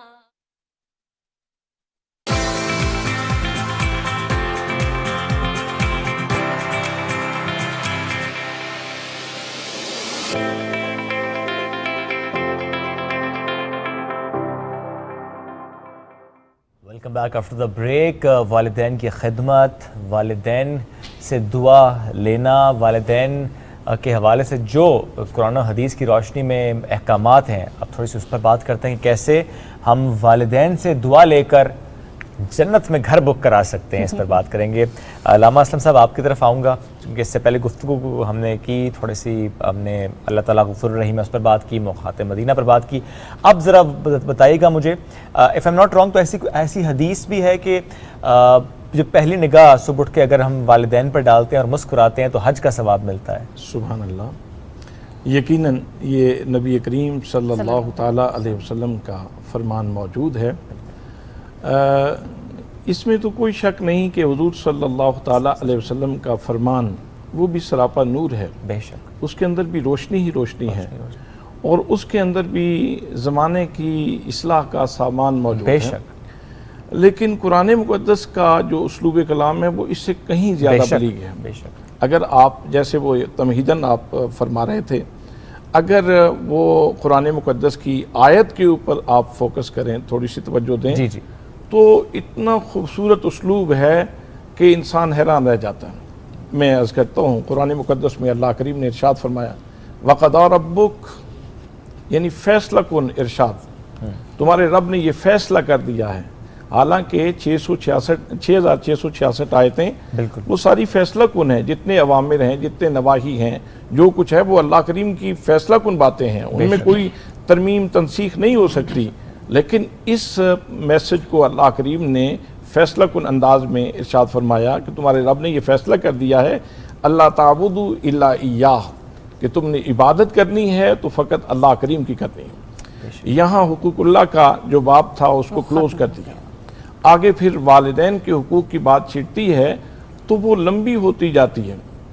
फरमाया वबिल वालिदैनि इहसाना, कि ये जो दो हस्तियाँ हैं, ये जो दो करीम हैं, ये जो दो रहीम हस्तियाँ हैं, जिनके वसीले से तुम इस जहान रंगोबू में आए हो, इनके साथ हुस्न सलूक से पेशा। यहाँ जो लफ्ज़ एहसान है, इसका मादा इस्तिकाक हुस्न है, और हुस्न का खासा ये है कि वो कभी भी किसी सलीमुल फितरत बंदे के ऊपर कभी गिरानी का बायस नहीं होता। उसके अंदर अट्रैक्शन होती है, जाज़बियत होती है, उसके अंदर कशिश होती है। तो गोया तकाजा ये किया जा रहा है, वबिल वालिदैनि इहसाना, वालिदैन के साथ तुमने जैसा जो भी मामला करना है, उनको पानी पेश करना है, उनको खाना पेश करना है, उनको दवाई पेश करनी है, तो तुम्हारे रवैये के अंदर गिरानी ना हो, सिकल ना हो, बल्कि हुस्न हो कि देखकर उनका चेहरा खिल उठे, उनकी तबीयत में बशाशत आ जाए। इस अंदाज वबिल वालिदैन इहसाना, ये जुमला अपने मफाहीम की अदायगी में बहुत जामे और बहुत कामिल जुमला था। बात यहाँ पे ख़त्म हो सकती थी, लेकिन अल्लाह करीम ने बात यहाँ पे ख़त्म नहीं की, आगे बात चलाई। फरमाया वबिलवालिदैन इहसाना इम्मा यबलुगन्ना इंदकल किबरा अहदुहुमा औ किलाहुमा फला तकुल लहुमा उफ। जब उन दोनों में से कोई एक बुढ़ापे को पहुँच जाए या दोनों बुढ़ापे को पहुँच जाएं तो उनके सामने तुमने उफ तक नहीं करना, उफ तक नहीं करना। जब एक बुढ़ापे को पहुँच जाए या दोनों बुढ़ापे को पहुँच। अब सवाल ये है कि वालिदैन तो जवान हो तो फिर भी तो वालिदैन हैं, फिर भी उनकी तकरीम उनका एहतराम ज़रूरी है, तो ये क्यों इरशाद फरमाया जा रहा है कि जब बुढ़ापे को पहुँच जाए? तो असल में बात यह है कि अल्लाह करीम सूरह यासीन में इरशाद फरमाते हैं मन नुअम्मिर हो ननक्किसु फिल खल्क। जैसे जैसे हम इंसान को उसकी उम्र बढ़ाते हैं ऐसे ही उसकी तख्लीकी सलाहियतें कमज़ोर होती चली जाती हैं, बीमारियों से गुजरता है, हादसात से गुजरता है। तो इस वजह से उसकी तबीयत में अगर चिड़चिड़ापन आ गया है तो तुमने, ये मेरे निज़ाम तकवीन का हिस्सा है, अगर उनकी तबीयत में कोई तलखी आए तो वो तुम लोगों ने उसको तलखी नहीं समझना, उसको भी तुमने कोई खैर का मैसेज समझना है। तुमने उनके सामने उफ तक नहीं करना।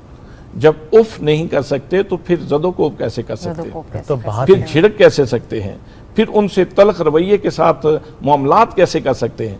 ये जुमला भी बड़ा जामे और बड़ा कामिल जुमला था मुफाहिम की अदायगी में, लेकिन बात यहाँ भी ख़त्म नहीं हुई, इससे आगे बात चलाई। फरमाया फला तकुल लहुमा उफ वला तनहरहुमा, उनको झिड़कना भी नहीं है, उनको झिड़कना भी नहीं है। और ये बात यहाँ भी ख़त्म नहीं की, फरमाया वकुल लहुमा कौलन करीमा, कि जब उनसे बात करो तो तुम्हारे लहजे में करीमी होनी चाहिए।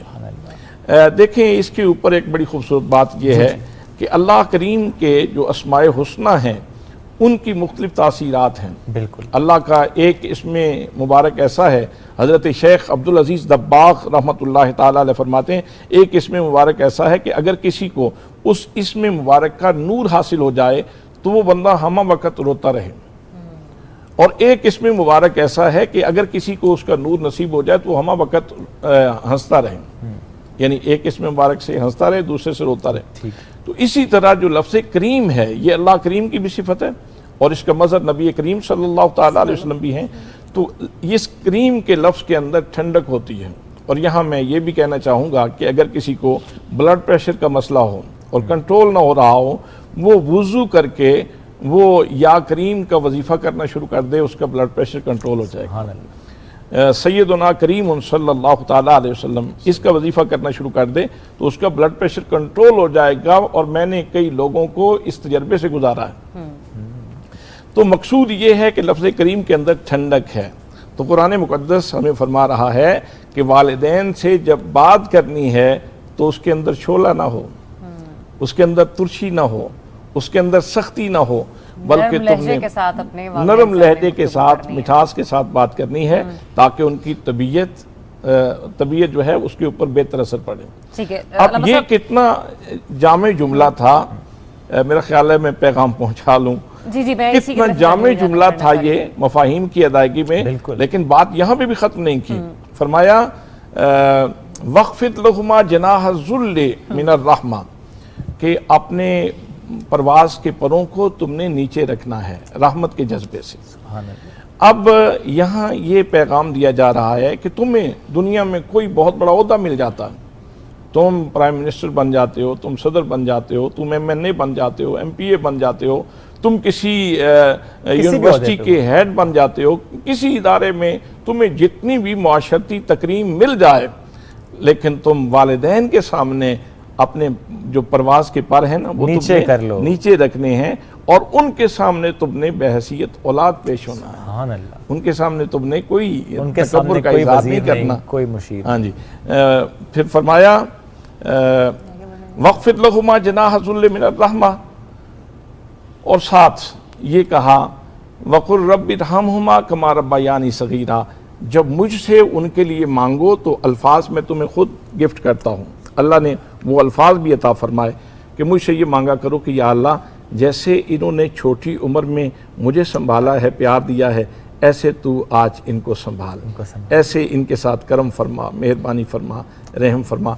अब अगर हम माजी के झरोकों में झांक के पीछे देखें تو یہ میرا بھی ماضی ہے، آپ کا بھی ماضی ہے کہ سردیوں کی یکبستہ راتوں میں جب بچہ پیشاب کر دیتا ہے بستر کے اوپر تو ماں وہ یہ نہیں کہتی کہ اس کو پھینک دوں، وہ پیشاب والے بستر کے اوپر خود لیٹ جاتی ہے اور خشک بستر کے اوپر بیٹے کو لٹاتی ہے، اور پھر ساتھ ساری رات بستر اٹھا کر کے دیکھتی ہے کہ کہیں بیٹے کو ہوا تو نہیں لگ رہی، کہیں ٹھنڈک تو نہیں لگ رہی، پوری رات جاگتی ہے۔ تو اس خاتون سے پوچھا جائے بڑی بھی یہ ہوا کیا کہ تم پیشاب کے اوپر تو خود لیٹی ہوئی ہو؟ تو آگے سے ماں کی مامتا وہ بولتی ہے کہ نہیں ٹھیک ہے جیسا بھی ہے لیکن میرا تو بچہ ہے۔ اسی طرح آپ کسی مزدور کو دیکھیں، ادھیڑ عمر ہے اور وہ اینٹیں اٹھا کے پھینک رہا ہے اوپر والی سٹوری میں، تو اس سے پوچھا گیا کہ تم یہ کیا کر رہے ہو، اتنی مشقت اور اتنی محنت کر رہے ہو اور تمہاری عمر نہیں؟ اس نے کہا بات ٹھیک ہے لیکن بچے چھوٹے ہیں، ان کے لیے یہ کر رہا ہوں۔ تو اللہ کریم ارشاد فرماتا ہے کہ مجھ سے سوال کرو اور مجھ سے یہ مانگو کہ وَقُلْ رَبِّ ارْحَمْهُمَا كَمَا رَبَّيَانِي صَغِيرًا، کہ پروردگار ان دونوں ہستیوں کے ساتھ ویسے ہی کرم فرما، ویسے ہی نرمی کا سلوک اور محبت کا سلوک فرما جیسے انہوں نے مجھے پیار کا تحفہ دیا ہے اور میرے ساتھ مہربانی۔ سبحان اللہ۔ علامہ صاحب اگر آپ ہمیں آگے بڑھنے کی اجازت دیتے تو ڈاکٹر صاحب میں آپ کی طرف ہی آؤں گی، کئی جگہوں پہ یہ روایات ہے، حضور اکرم صلی اللہ علیہ وآلہ وسلم نے فرمایا کہ ماں سے میری محبت ایسی کیونکہ مجھے ماں کا پیار نہیں ملا، اگر میں نماز ادا کر رہا ہوتا اور مجھے ایسے میں میری والدہ آواز دے دیتی تو میں سلام پھیر کر اپنی والدہ کی بات سنتا اور اس کے بعد میں دوبارہ آ کر اپنے خدا کے حضور اپنا سجدہ مکمل کرتا اور اپنی نماز کی ادائیگی کو یقینی بناتا۔ تو یہیں سے دیکھ لیجیے کہ حقوق اللہ اور حقوق العباد میں ماں کا رتبہ حضور اکرم صلی اللہ علیہ وآلہ وسلم کے نزدیک کس قدر بڑا تھا؟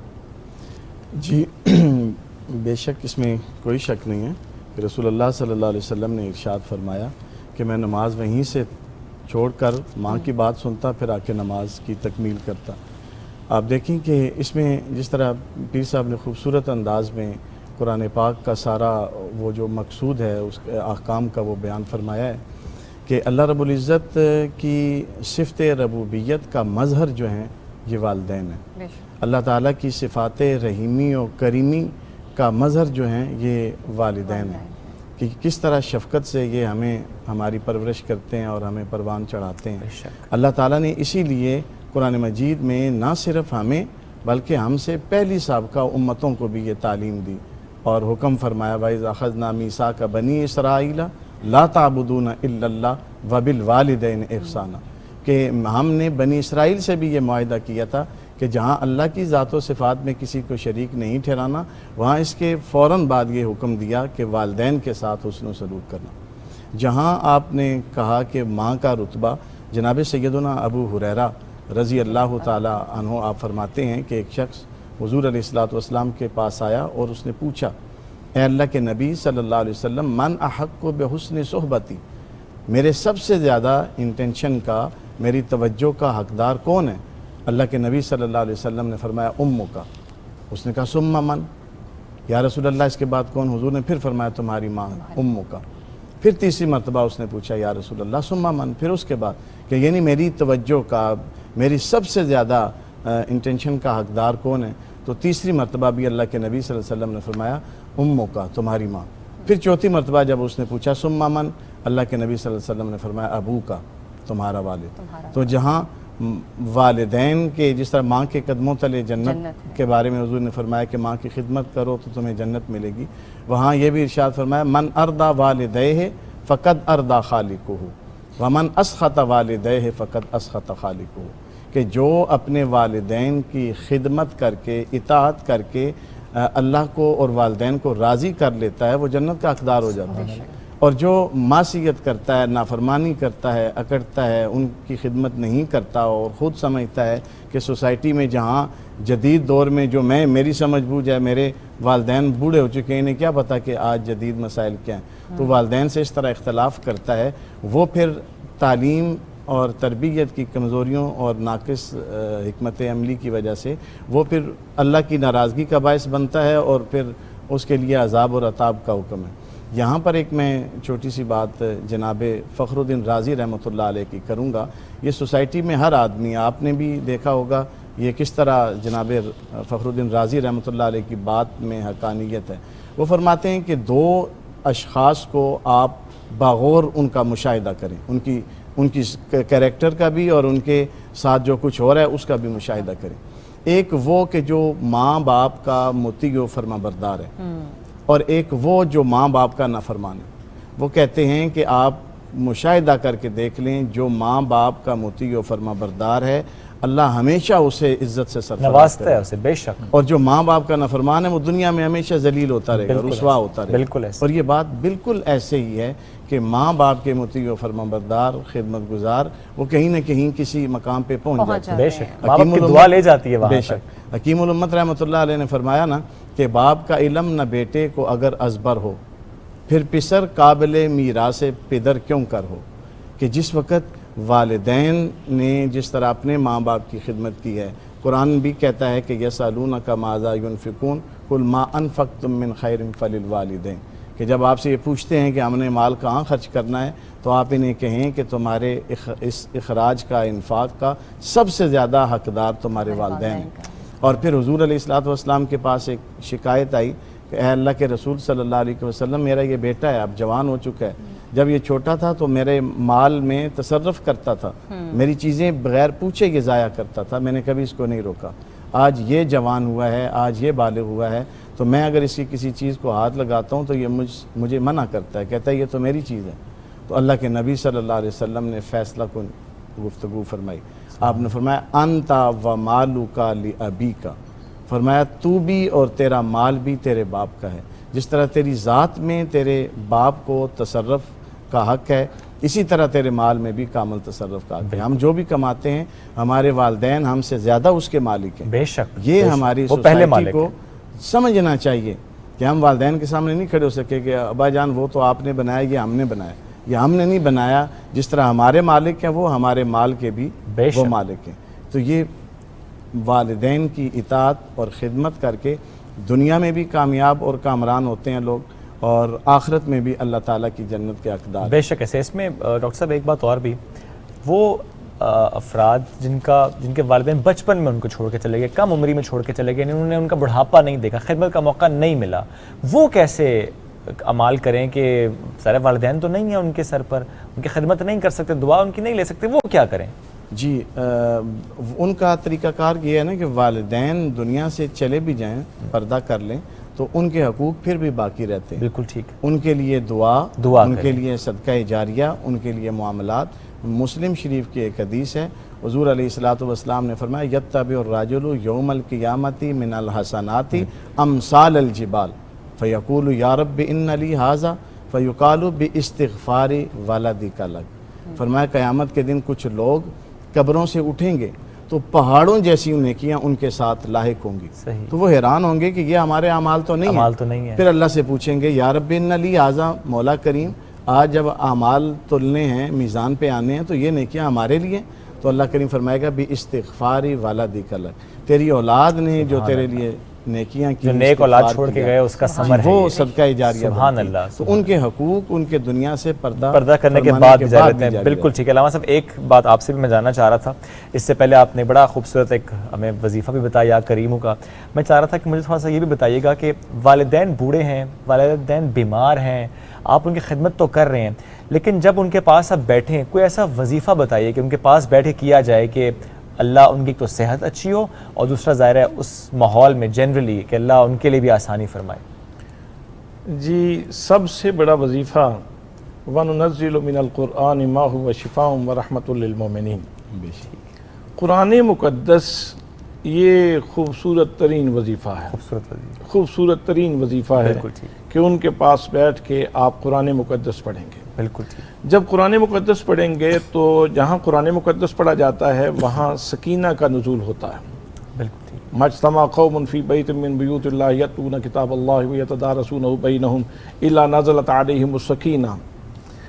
جہاں قرآن مقدس پڑھا جاتا ہے تو سکینہ نازل ہوتا ہے اللہ کی طرف سے، اور شفا نازل ہوتی ہے، اللہ کی رحمت نازل ہوتی ہے، بے شک۔ تو یقیناً یہ فائدہ ان کو ضرور نصیب ہوگا۔ بالکل ٹھیک ہے۔ دوسرا وظیفہ یہ ہے کہ آپ ان کے پاس بیٹھ کے درود پاک کی محفل سے جائیں، درود پاک ان کے پاس بیٹھ کے پڑھیں گے تو اللہ کریم کا یہ بھی وعدہ ہے اللہ کے نبی کی زبان سے کہ جو بندہ ایک دفعہ हुजूर नबी करीम सल्लल्लाहु ताला अलैहि वसल्लम की ज़ात गिरामी पे दरूद पढ़ता है तो उसके ऊपर 10 रहमतें नाजिल होती हैं और 10 दर्जे बुलंद होते हैं और 10 नेकियां लिखी जाती हैं और 10 गुनाह मिटा दिए जाते हैं।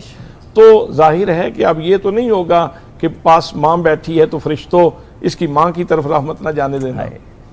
तो ये तो अल्लाह का वैसे भी कानून है, इन्ना रहमत अल्लाह करीब मिनल मोहसिनीन, नेकोकार नेकी करने वाले लोग जिधर जाते हैं तो रहमतों के कारवान उनके साथ चलते हैं। तो आप वालिदैन के पास बैठ के कुरान मुक़द्दस की तिलावत करें, आप उनके पास बैठ के दरूद पाक पढ़ें, आप अल्लाह का जिक्र करें। बिल्कुल ठीक है, ये जितने नेक अमाल हैं, इसलिए बड़ा आसान सी बात आ गई, इन्ना रहमत अल्लाह करीब मिनल मोहसिनीन, कि जितने भी मोहसिनीन हैं, अब नेकी के जितने मामलात हैं वो सब उनकी सेहत के ऊपर बेहतर असरात मुरतब कर सकते हैं।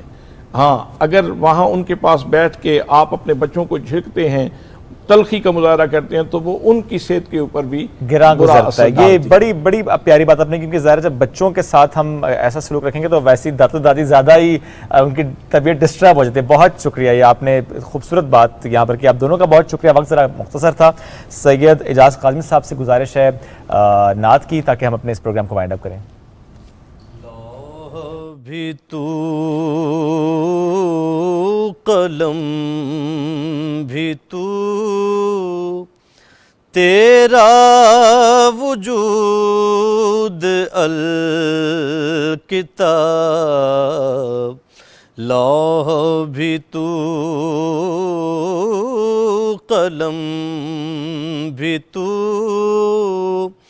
तेरा वजूद अल किताब, गुंबदे आबगी न रंग, तेरे मुहीत में हवा, आलमो आलम आबो खाक में, तेरे ज़हूर से फरोग, आलम आबो खाक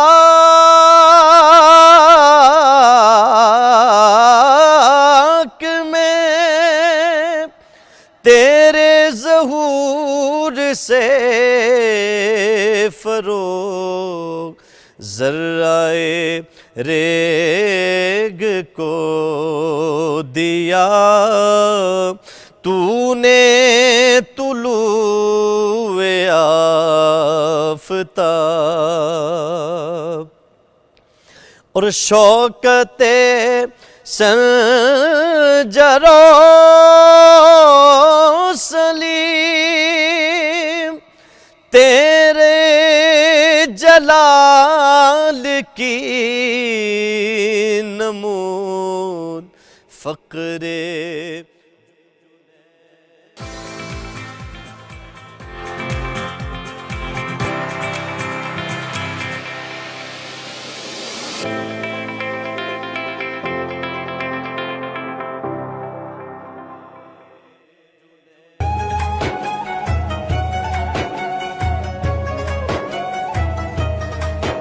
रमज़ान